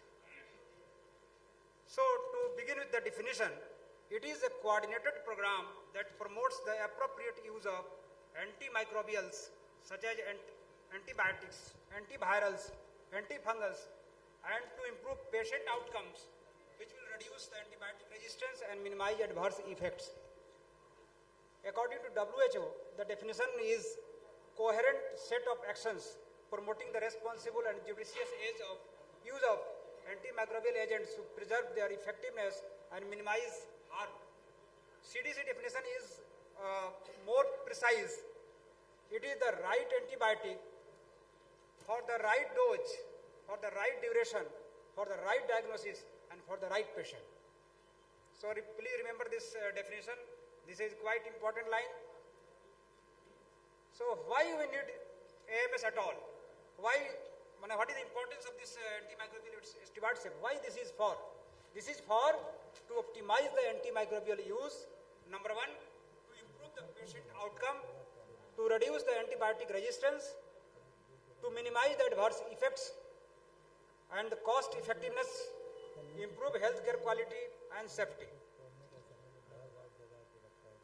So it will benefit the patient, public health, economic burden will be decreased, also the environmental safety will be ensured, and empowerment of the healthcare systems, and after all it will have global impact over the humanity. So what will be the benefit to the patient? Patient's term benefit will be improved patient outcomes, reduced adverse effects, because we know that many infections are due to antibiotic misuse, such as Clostridium difficile. So that is another hazard for the patient. The doctor is creating a problem for the patient by injudicious use of antibiotics. So it is reduced adverse effects and enhanced safety, decreased risk of medication error and antibiotic associated complications. The benefit to the public health will be, it will slow the antibiotic resistance, reduce the healthcare associated infections, that is hospital acquired infections by doctor or paramedical staffs, and it will protect the vulnerable population from the antibiotic resistant patterns of the bacteria, virus, whatever fungus may be. Economic benefit will be in the terms of cost saving. It will reduce the unnecessary antimicrobial use, hospitalization, and treatment cost. Definitely reduce the stay length, and decrease healthcare utilization. Reduce unnecessary medical visits and procedures. What will the environmental benefit? It will be the reduced antimicrobial waste and decrease antibiotic resistant bacteria in the environment. So overall, global system will be improved, and the healthcare system will show improvement in terms of quality of care, better accreditation and compliance, enhance reputation of an institute, depends upon the mortality rate of that hospital, morbidity rate of the hospital. That depends upon this antimicrobial policy, which is called antibiotic stewardship. Global impact is there addressing antimicrobial resistance, supports sustainable development goals, and listed in serial number 3, 6, and 12 of these goals. There are several goals. One of 3 goals are fulfilled by this antibiotic program. So what are the key component of an antibiotic stewardship program? First one is leadership and accountability. Someone must lead that program to implement at this hospital. Someone to come forward. Antibiotic use surveillance and feedback, antibiotic restriction and approval processes, dose optimization and therapeutic drug monitoring, education and training of the healthcare staffs, multidisciplinary team involvement. So it is not the responsibility of only physician, because if this team is created, so there are many core members which will take care of this. A strategy will be antibiotic time out, meaning thereby whenever antibiotic is started, try to review whether it is useful or not. After 48 to 72 hours, try to evaluate the necessity and appropriateness of the continuation of the treatment. Streamline the therapy or de-escalate. De-escalate means decrease. Dose optimization, therapeutic drug monitoring, antimicrobial cycling, meaning thereby we can switch over from one class of antimicrobial to another class to reduce this resistance pattern, and the stewardship teams. So as I told, there is a multidisciplinary team. Core members will be infectious disease physician, who will be in role of team leader, will provide expertise in ID, infectious disease and antimicrobial therapy, supported by clinical pharmacist, which has expertise in pharmacology, pharmacodynamics, pharmacokinetics. Microbiologist also a member of their team, which provides laboratory support, interprets microbiological results, infection preventionist from PSM people, CFM people, they may be infection preventionist. Additional members may be from hospital to hospital, hospital epidemiologist, clinical nurse specialist, surgeon or physician representative, IT specialist, quality improvement specialist, hospital administrator, and there is a coordinator also. So what are the roles and responsibilities of this team? To develop and implement antimicrobial stewardship policies, to monitor and analyze antimicrobial use and resistant patterns, provide education and training to the healthcare providers, conduct antimicrobial stewardship rounds, review and optimize antimicrobial therapy, identify and address antimicrobial related adverse events, and evaluate program effectiveness and make improvements. Implementation strategy will be to establish a multidisciplinary team comprising of at least these 4 core elements: ID physician, pharmacist, microbiologist, infection preventionist. They are core team members. Conduct a baseline assessment of the use and resistance pattern of the antimicrobials, to develop and disseminate ASP policies, guidelines and protocols. Implement antimicrobial restriction and approval processes.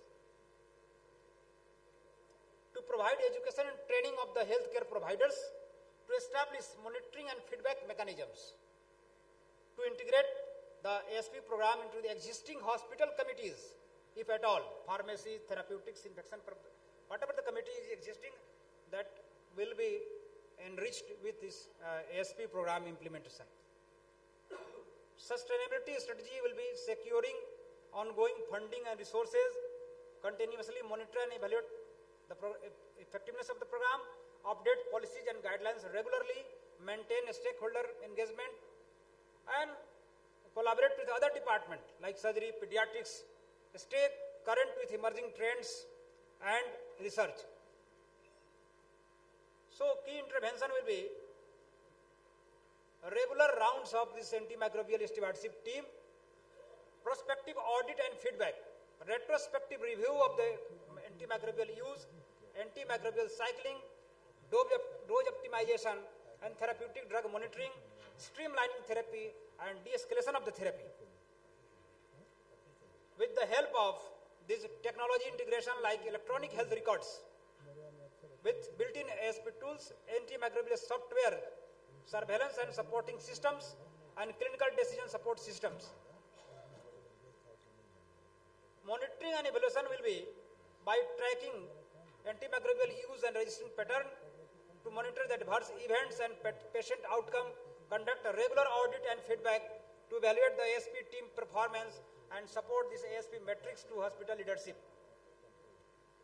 To what will be the challenges and what will be the solution for this program? It will be very tough to implement new thing in a new hospital. So lack of resource will be pahla. First will be the lack of resources. So secure funding from the government or some sponsoring agency, partnership with other departments or other interdepartmental or intra-departmental, resistance from healthcare providers, educate them, provide feedback to them, limited expertise, then collaborate with ID specialists, provide training and sustain momentum. Best practices will be to follow these guidelines. National Policy of Containment of Antimicrobial Resistance 2011 Guidelines, National Action Plan of Antimicrobial Resistance 2017 Guideline, ICMR Guideline for AMS and WHO Guideline.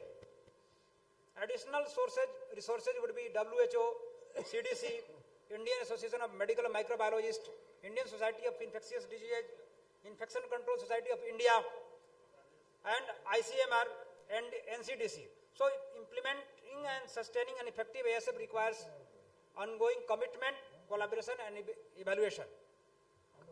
Future direction will be integrate with emerging technologies such as AI and machine learning, expand to the healthcare setting by ambulatory care, enhanced collaboration with public health organization. Call to action, implement or enhance ASP near your healthcare institutions, stay updated on latest guidelines and research, collaborate with colleagues and stakeholders, and advocate for antimicrobial stewardship and infectious disease prevention. To summarize the lecture, I will just finish in 2 minutes.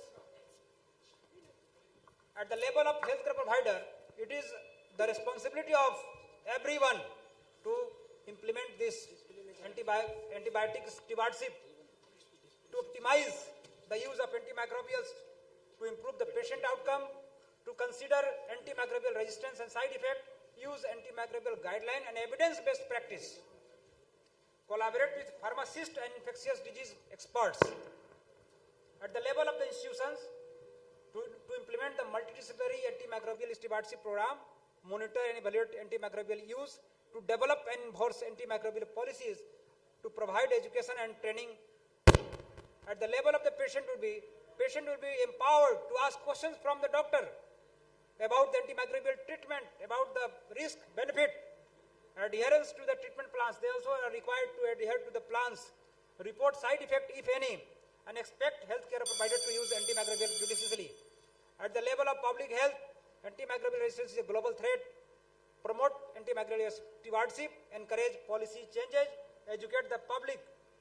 So my take-home message will be just 6 lines. Antibiotic stewardship saves lives. It is preventable. Antibiotic resistance, antimicrobial resistance is preventable. Collaboration is the key. Evidence-based practice does work. Continuous improvement is essential. And remember, antimicrobial stewardship is not just a program, rather it is a culture. Thank you very much, sir. Thank you, Dr. Jyoti Prakash, for your wonderful presentation.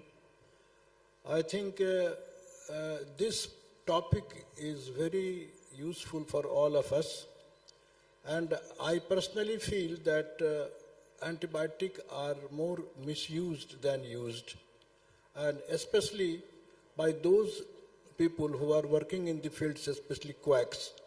I am pained to see the use of 4th generation cephalosporin, meropenem and others in simple upper respiratory tract infection by quacks. Senior consultants are very afraid or very careful of using antibiotic, but these people, they use, even in the case of acute myocardial infarction, 1 antibiotic, a stroke antibiotic, dengue fever antibiotic.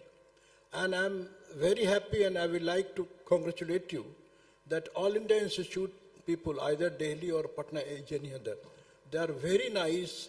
They seldom use antibiotic without any indication.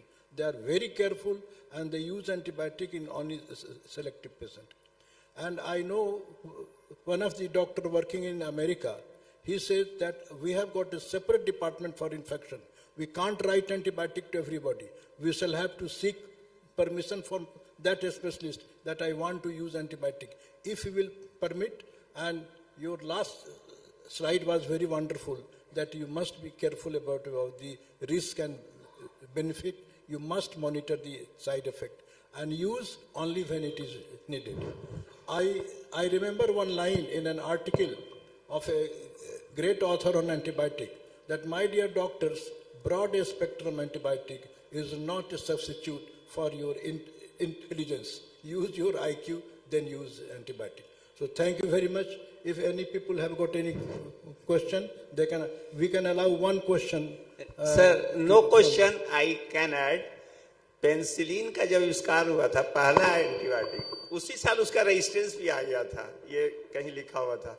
तो हम ये कह रहे हैं कि एक UK से एक डॉक्टर आया था क्रिटिकल केयर को, बोले कि 3 महीना में एक पेशेंट को जरूरत पड़ा है मेरोपेनम देने का, और यहाँ हम लोग के यहाँ तो लगता है कि हर पेशेंट को मेरोपेनम से शुरू ही होता है इलाज, मतलब नर्सिंग होम का बता रहे PMC. For that only this term is there. तो ये हम बोल रहे हैं कि मतलब जितना कम हो सके हम अपने पीजी को बोलते हैं कि तुम एमॉक्सिक्लैब या एमॉक्सिसिलिन से शुरू करो, ताकि मेरे रेस्पिरेटरी में. Sir, in Patna AIMS ICU, I have allowed microbiologists to take the round. They can suggest, they can write on the notes, master chart, this should be my suggestion, and it is up to clinician. Clinician should not take in bad test कि हमको suggest कर रहा microbiologist, because teamwork is there. हमारे बिहार में चलता है कि हमने लिख दिया वही सही है. This policy is wrong. That I want to emphasize. We have to make the collaborative team. Thanks, Dr. Jyoti Prakash, for your nice presentation. Thank you very much. Thank you, sir.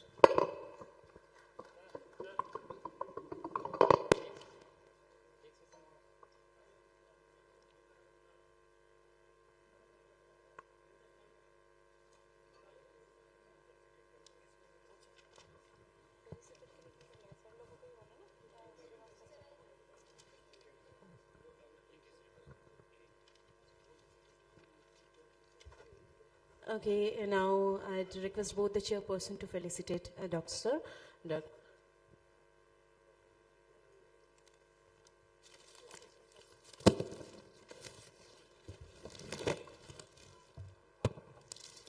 And for the next session, I'd love to call on the stage, please welcome Dr. U.C. Jha. And along with him, I'd love to call on the stage, please welcome Dr. A.K. Mehta. Please be on stage, sir.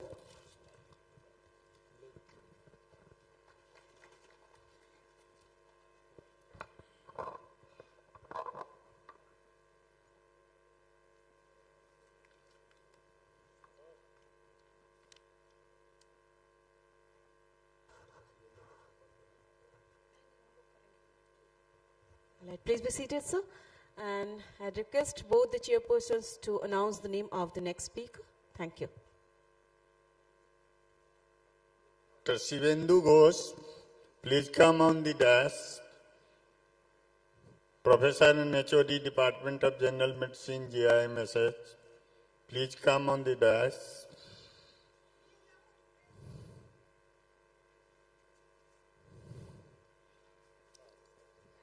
And quickly start your top discussion. So, without wasting time, my talk is on update, but it's very difficult to have the slot already given for 15 minutes to cover.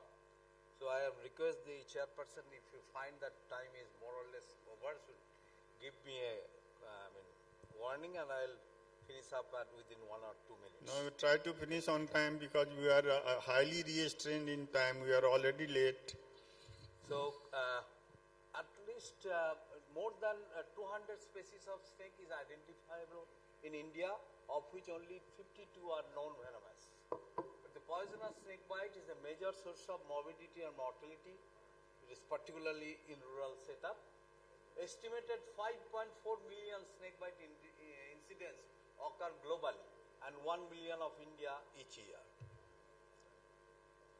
885 snakebite deaths and 1,64,000 snakebite incidents recorded in 2018, and probably these are false because there is no evidence base, and most of the time these statistics are though from outside India, but we can find that there is plenty of evidence that the number of snakebite death and snakebite incidents much more than recorded by the government facilities. So now this is the thing that the more or less a good number of below poverty level patients are affected. At this stage, borrowed patients also there is plenty. So this thing is ICMR publication, and where I am the guest expert for this ICMR publication on snakebite management. So now you can go this, what is the percentage of BPL among victims across the zone. In central it is 22%, east 91%, northeastern region 39, and north is only 13, whereas south and west both have got a very high incidence of BPL percentage having snake bites. So it's not an uncommon problem. So wage loss is also an important issue for most of them, including the patient and his caregiver. So now I am going to some of the things which is maybe very interesting. This 39-year-old female patient from rural Bengal was having presented with multiple episodes of vomiting, generalized swelling and facial puffiness. On examination, he was found to have there is a reduction in the axillary and pubic hair. Though postgraduates are there, please any patient having a recurrent attacks of vomiting, don't treat the patient with fluids and all these things. Particularly if you can find the patient has got features of low axillary hair or no axillary hair or little pubic hair, please go for the patient's evaluation for the endocrine. Now what happened? We did this patient after seeing this loss of axillary hair, we did the cortisol level, and all cortisol level was very low. We did the cosintrophin test, hormones like TSH, FSH, LSH, all are low. And patient had a history, you cannot believe, 17 years ago. And one should not miss this also. Because after Sian syndrome, due to pregnancy-related problem, snakebite is one of the most important cause of hypopituitarism. So you should be very careful about this type of patient. And patient was ultimately treated with oral steroid, and he improved to a great extent. Now another patient. So most of the time I request my colleagues, and in fact in social media also, that tourniquet has not any role in snakebite. Please don't allow any tourniquet to be used. Only problem that if you use tourniquet, don't detourniquet the patient also in front of you, because this can kill the patient in front of you. So, but this is the side effects of a tourniquet, that the patient has got a very bad ischemic limb, and after that patient recovered to a great extent, but still there is plenty of infection is persistent, granulation tissue started working, but this is the tourniquet associated limb ischemia, and patient has got very bad stormy episode which is patient recover ultimately. So another patient, very important, the rural part of the Bengal, and developed severe swelling of the left lower limb, and there is large number of hemorrhagic bulla. Surgeon opinion for the immediate surgery, I did not allow because of the severe bleeding manifestation and also some form of infection. So we perform fasciotomy. What we do it, a large bore needle was put inside the deep fossa, and a good number of fluid gone out, and that way patient improved. So don't allow surgeon to tackle a patient of this bulla or a ischemic limb or anything, any infection, because infection and bleeding can kill the patient. So another patient is a very important patient. Once you get this type of patient, bilateral ptosis, what of the patient history? Whether he says that there is snakebite or not, please try to tackle this patient with ASB as soon as possible. Neostigmine and others has got some role, but this is only for the buying time. So the most important treatment is ASB, and most of the time patient improve after 2 doses, that is 10 vials, that is sufficient in neurotoxic. And in hematotoxic, you have to get for 10 vials, minimum 3 such, and in some cases can be up to 40 vials. So it should be very careful about not to give patient ASB more than 40 vials.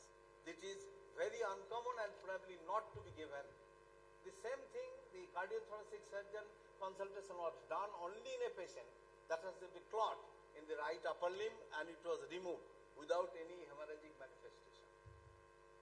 So now another patient, same thing, but you can find from this there is two hemorrhages.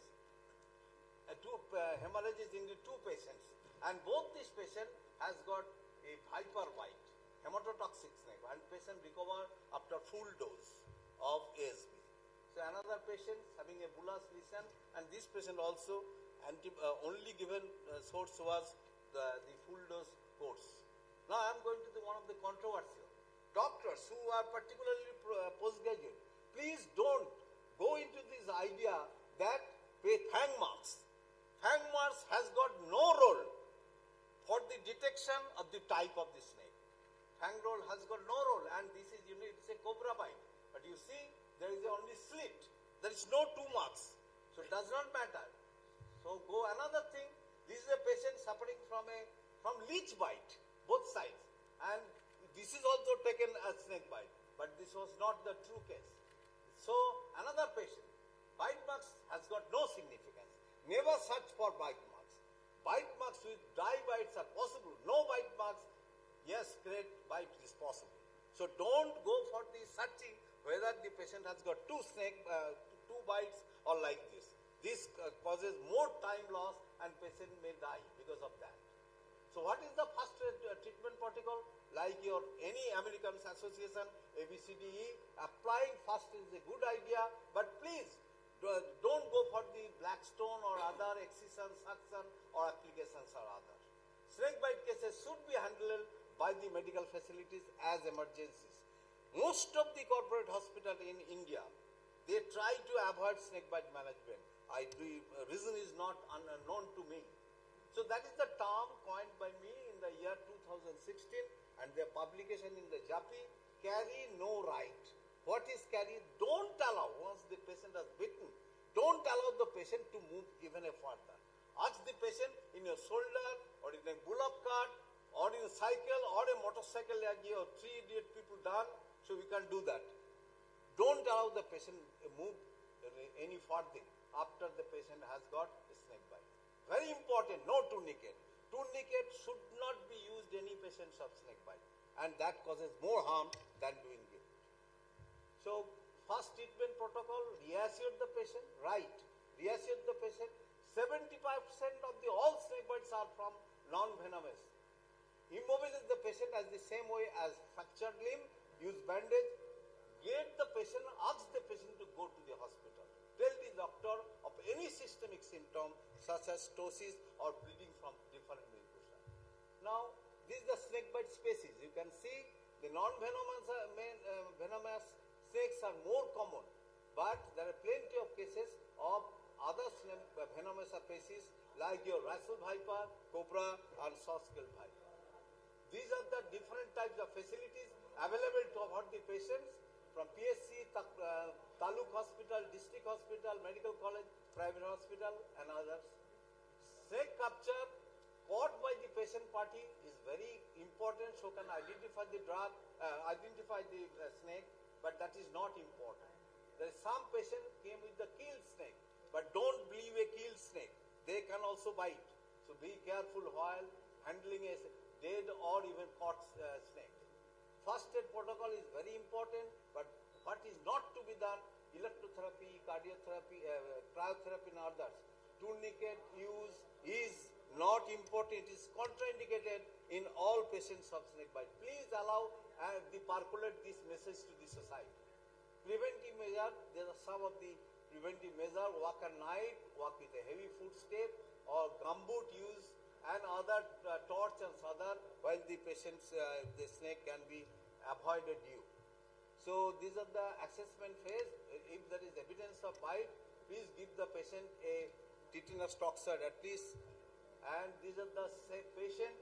Our ICMR studies have shown that 43 patients have died at home and 56% died at hospital. Death across the different zones is, there is highest is in the north zone and next is west. So death across the zones are very high in that part. Neurological symptoms is very common, and that is 17%, whereas bleeding manifests in 24%, comorbidity is present in 10%, long-term sequelae of snake bite is only 5%. Treatment details, we are not going to this. So there are plenty of areas has been covered. One of the Mizoram, there are two sites, Champal and Aizawl, and you see the highest incidence of them. So Himachal Pradesh, Ernakulam, Chambal, both areas we have been searched. So diagnostic phase, if the snake is available, don't waste time on it. Don't say that the patient, I should find the snake first and then treat. All the patients requires a snake bite on the basis of clinical examination. Is the patient has got ptosis? Is the patient has got fasciculation? If the patient has got other neurological symptoms, don't waste time. Whether the patient has been bitten by a snake or not. And the patient who has got a bleeding manifestation, also having a history of snake bite, please go for this ASB therapy. Don't waste time. The most important way to start the treatment in hematotoxic is whole blood clotting time. No other investigation is needed, and you can do it at the bedside. And it's a very useful and best treatment for most of the time. So these are some of the average days of hospitalization. Highest percentage private facilities in Hoshiarpur and some of the Ernakulam areas, and small molecule. These are the two important, very important things that has been developed in our country, but this has been controlled by the US people, that there is a new drug, small molecular waiting substance. These are oral drug that can be treated when the patient's ASB is not available. It can be started at PSC. Start this drug, and when the medical facilities are available, start with the ASB. When this can be continued along with the ASB, and this can decrease the mortality and morbidity of the patients. And now, this is another very important update that has come. The very important personality, Dr. A.K. Mukherjee from Jorhat Medical College. They have developed a epitope string toxin-specific peptide immunization. Why they have done it? They have shown that a small molecule, even less than 0.001, can be utilized to produce millions of bottles of anti-snake venom by this method. So epitope steering toxin-specific peptide immunogens derived from the pharmacologically active major and core immunogenic way. And that contains 4 big 4 snakes along with some also another 2. So I think I can stop here, and I think the chairperson should be satisfied with my time management. Thank you very much. Thank you very much for a nice presentation in well-oriented time. Any question from the audience?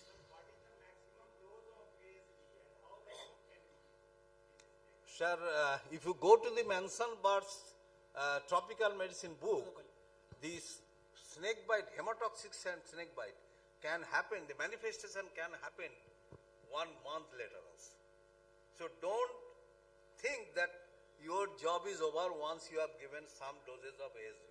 This can recur because they are put in the subcutaneous tissue and they behave like a depoted one. So whatever time elapsed, doesn't matter. If the patient has hemorrhagic manifestation, past history of snake bite, you give the patient on doubt basis a full dose. 10 vials for all hematotoxic and 10 vials for neurotoxic. That is the final thing, has been published by the ICMR and other WHO also. They all agree with this. 10 vial in neurotoxic. 10 vials, 2 such. That means 20 vials for neurotoxic and 30 vials for the hematotoxic. In how many days 20 vials? 6 hours interval you give this. For neurotoxic, give another 1 hour after. Because once the tissues are attached with the neurotoxic toxins, then the ASB will not work. But for hematotoxic, every 6 hours you go for the whole blood clotting time. Until unless whole blood clotting time becomes near normal, that is around 10 minutes. And it's a very simple bedside test, and every junior physician do at the bedside to decide the therapy to continue. maximum dose is still given is 40 vials, that is 400 ml for a hematotoxic. After that, it has got almost no role. Sir, guideline regarding pregnant and lactating mothers. There is no difference, because what happens, the snake does not know whether he has bitten a children or a pregnancy or other. Yes, sir. Now, would you like to give the full dose, or Yes, there is yes, dose always. We cannot, because we have got only one thing. When we are confronted with the pregnancy, we always think about two things. That we are dealing with two lives. And more important is the tree. It's not the fruit. It's not the flower. It is only the tree we are more concerned. And if a patient has got a snake bite, has got envenomation, please give full dose of snake venom. Does ASP has phytotoxic effect? Most of the time not, because it has got a very large number of molecules. So most of the toxin does not enter the placental barrier, most of them. But some of the molecules like phospholipase and other can cross, but it is more important to stop the cross. You have to give ASB rather than doing anything. Thank you, sir. Thank you, Dr. Shivendu. Thank you. Now you proceed for the felicitation side. Thank you, sir. Thank you. And definitely, I'd request both the chairperson to felicitate Dr. Shivendu Ghosh. Well, next moving to the next session. And the next session is metabolic disease. Well, I'd love to call the chairpersons, Mr. Jyoti Prakash and Dr. R.K. Jha.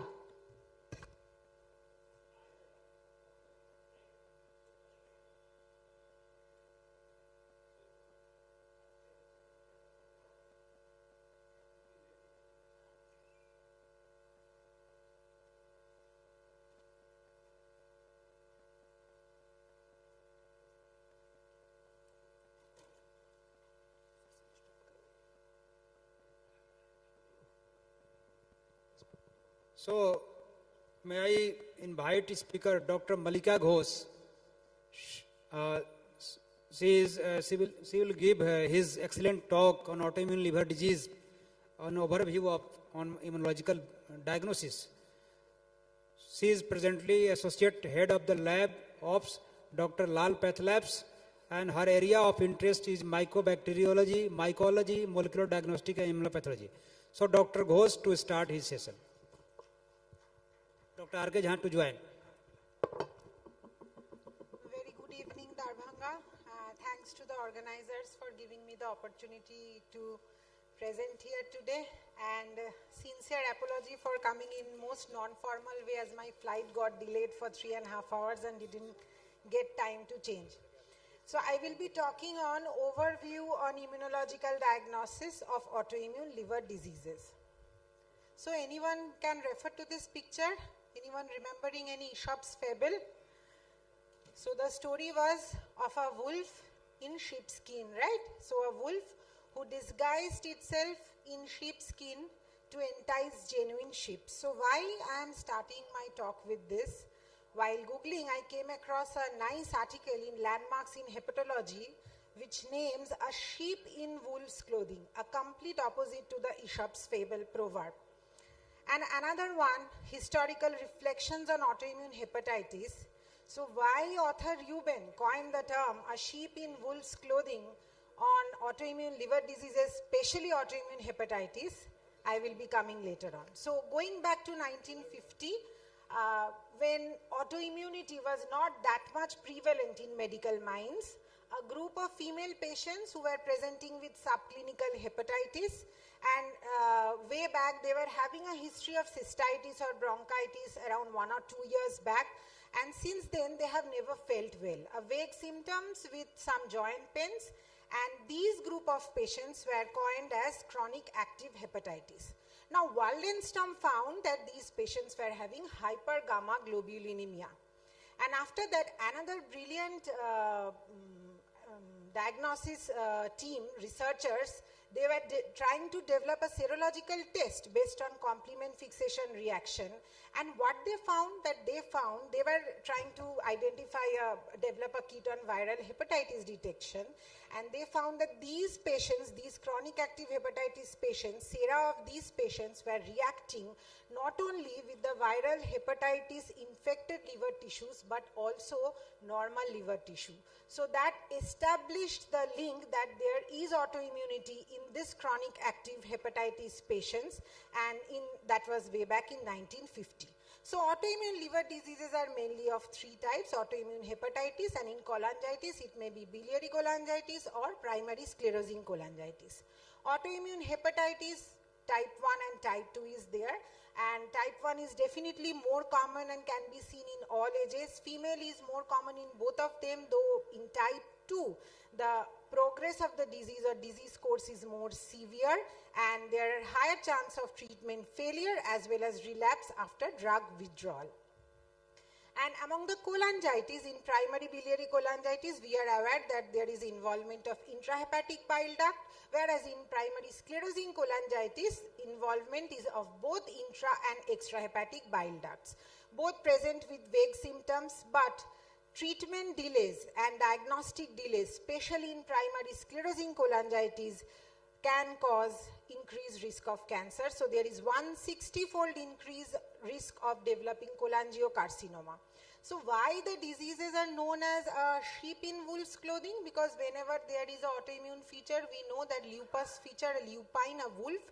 But yes, inside the hepatitis mainly is a sheep. And if we can diagnose on time and start treatment with immunosuppressants, then the prognosis is very good, except the primary sclerosing cholangitis. So the diagnosis is mainly of three prongs are there: clinical, histopathological, and immunological.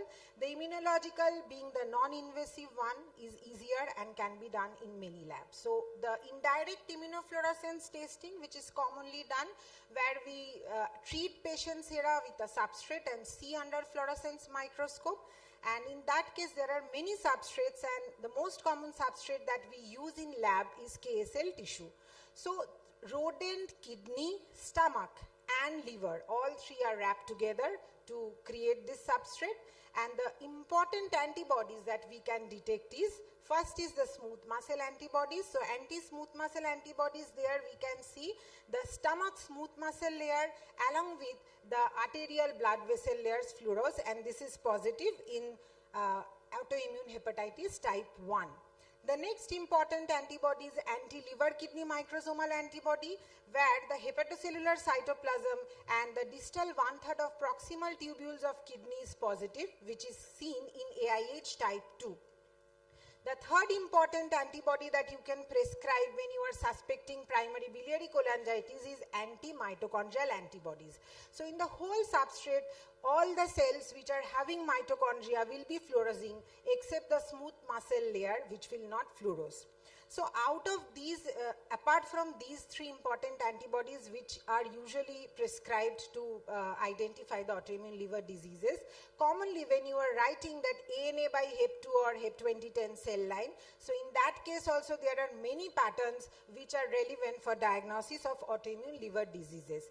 So just to brief you all that there is an international consensus on ANA pattern, so laboratory people should be reporting as per this consensus so that the report is standardized across world. So there are total 29 patterns of HEP2. Whenever ANA is positive, we report the pattern, and these are the important patterns which are relevant for autoimmune liver diseases.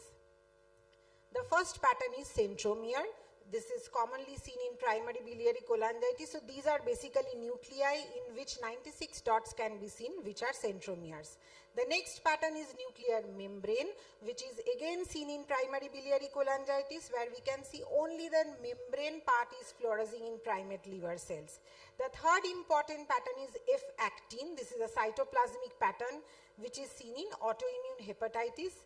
Next is anti-mitochondrial antibodies, which we have already seen that can be seen in the KSL substrate, as well as it can be seen in the HEP2 cell substrate also.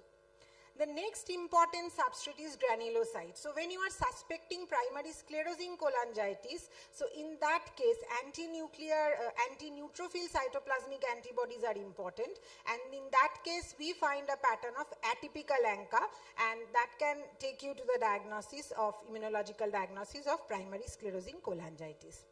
Few additional assays are there which can be done separately by ELISA methodology. Soluble liver antigens, which is positive in 3 to 30% of AIH patients. Many patients who are negative for all the other antibodies can be detected positive by soluble liver antigens.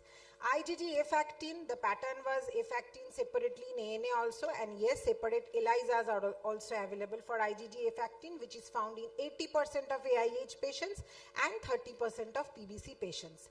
Anti-liver cytosol 1, this is again important for active hepatitis type 2.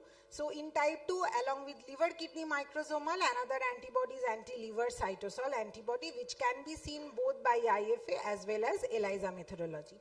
So what is the diagnostic algorithm? There are 4 prongs total: ANA or asthma, serum IgG level, histologic findings, and hepatitis viral markers. So negative hepatitis viral markers is very important, and if we see that aggregate score without treatment, even if no one is going for histologic finding and all the other 3s having +2, +2, +2 points, so that can be defined as a probable AIH.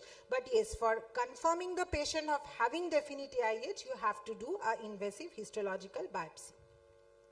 So the algorithm says that if anti-nuclear antibodies or anti-smooth muscle or LKM is positive, this will be a case of autoimmune hepatitis. If anti-mitochondrial antibodies are positive, primary biliary cholangitis. And if atypical ANCA is positive, the case is of primary sclerosing cholangitis. Similarly, the additional assays are also being coined like that. Few diagnostic difficulties: autoantibody negative patients. So this is basically a fallacy. Today, the patients that we are getting as autoantibody negative, maybe after 10 years, we will find new antibodies, and we will then can confirm that these patients are having these antibodies. So, but yes, till now 10 to 20% of serologically negative patients who are difficult to diagnose, and another diagnostic difficulty is in case of viral hepatitis. Why? Because 20 to 40% of HBV or HCV patients are persistently positive for low titer of antibodies, and similarly patients with AIH, autoimmune hepatitis, also sometimes give false positivity for anti-HCV, though the RNA will be negative. So 3 categories are there: a true AIH but false positive anti-HCV, so you can confirm with HCV RNA negative, and a true HCV, an antibody positive in low titers, but there will be no other signs, clinical signs of AIH.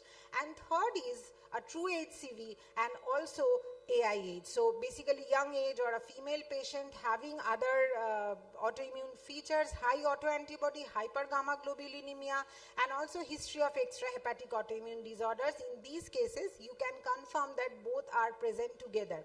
This is important because we know that when in case of anti-HCV we are going for interferon therapy, it can exacerbate the autoimmune condition, and in case of autoimmunity when we are starting corticosteroids, it can enhance the viral replication. So this has to be judged very critically. Few overlap and outliers are there. So overlap can be seen in all 3 areas: clinical, serological, and histological. So many a time we do get that when we are seeing under microscope that simultaneously the anti-smooth muscle antibodies and anti-mitochondrial antibodies are present. So yes, 10% of cases autoimmune hepatitis and PBC patients can belong together. This is the overlap category. 6 to 8% cases AIH overlap with primary sclerosing cholangitis, and yes, evidence of PSC and PBCs are rare. Another condition is autoimmune cholangitis, which is clinically, histologically, and biochemically compatible with PBC, but yes, the lack of identifiable antimicrobial antibodies are there, but yes, serum ANA and anti-smooth muscle antibodies will be present in high titer. So we are doing all these tests in our lab for quite a few years now, and from April 2023 to August 2024, almost 1.5 years, we have screened total 2,645 patients for in the KSL substrate, and our finding was 89.1% were negative for all the antibodies. Highest prevalence was of anti-smooth muscle antibodies, around 9.6%, that means autoimmune hepatitis type 1, followed by AMA 1.1%, that is primary biliary cholangitis, and LKM very few, only 5 cases we found in last 1.5 years, that's 0.2% only. These are my references. Thank you. Thank you, Dr. Malika. You nicely elaborated the diagnostic modalities of this autoimmune hepatitis, liver disease. But tell the audience, for resource constrained setting like Sadar Hospital, or at least a poor patient of Darbhanga Medical College, they can't afford these biomarkers. So is there any way, a simple test, immunological test, to diagnose this autoimmune liver disease? Sir, I would say that Because they will not afford this the tests are not anti-LKM, anti-Roe, anti-Smith. Sir, this KSL substrate or fluorescence microscope, nowadays many medical colleges are also coming up with the fluorescence facility. Other than that, ELISA is available in most of the medical colleges also. And in that case, sir, as special F-actin, which is for asthma. So ELISA, if available, then they can afford, sir. And government facilities can also do the tests. Even if, because fluorescence microscopy needs expertise, needs training, but ELISA is more available and can be more technically easy also. So in that case, if you can find that yes, we need to know that, you can buy kits and you can do that test, especially for F-actin and anti-mitochondrial antibodies. Yes, thank you. Now we invite few questions from the audience side.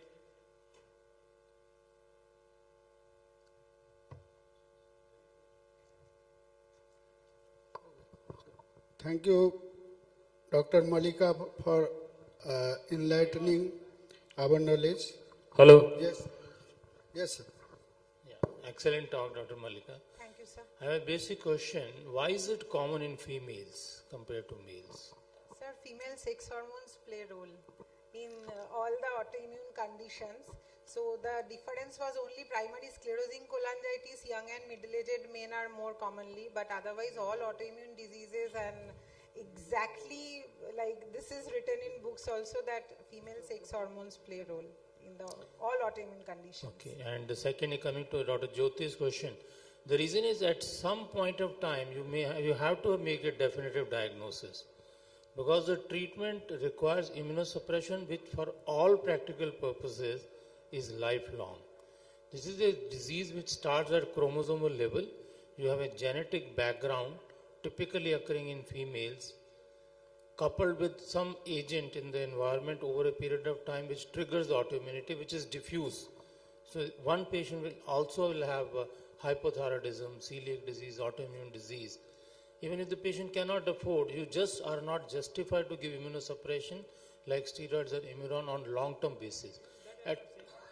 At one time you have to have. Second problem is making a diagnosis. You have a constellation of symptomatology, you have so much of autoimmune markers. Still, as you very rightly said, to make a diagnosis of autoimmune hepatitis, you have to have liver biopsy. Everything costs money. Because without that, you can never make a diagnosis of autoimmune disease, because it requires a long-term immunosuppression, which has its own side effects. That is the flip side of the problem. Thank you, Anil Arora, sir, for your enlightening talks. And now we close this session. Thank you, sir. Thank you. Thank you, ma'am. Well, I request both the chairpersons to felicitate Malika, ma'am. Well, now that's all for today, and I think I'll see all of you tomorrow at the next session, in the next session. Yes, this is all for today. Tomorrow from 7:30 onwards, it is breakfast time, and we will be very strict with the scientific timings to start sharp at 9 o'clock.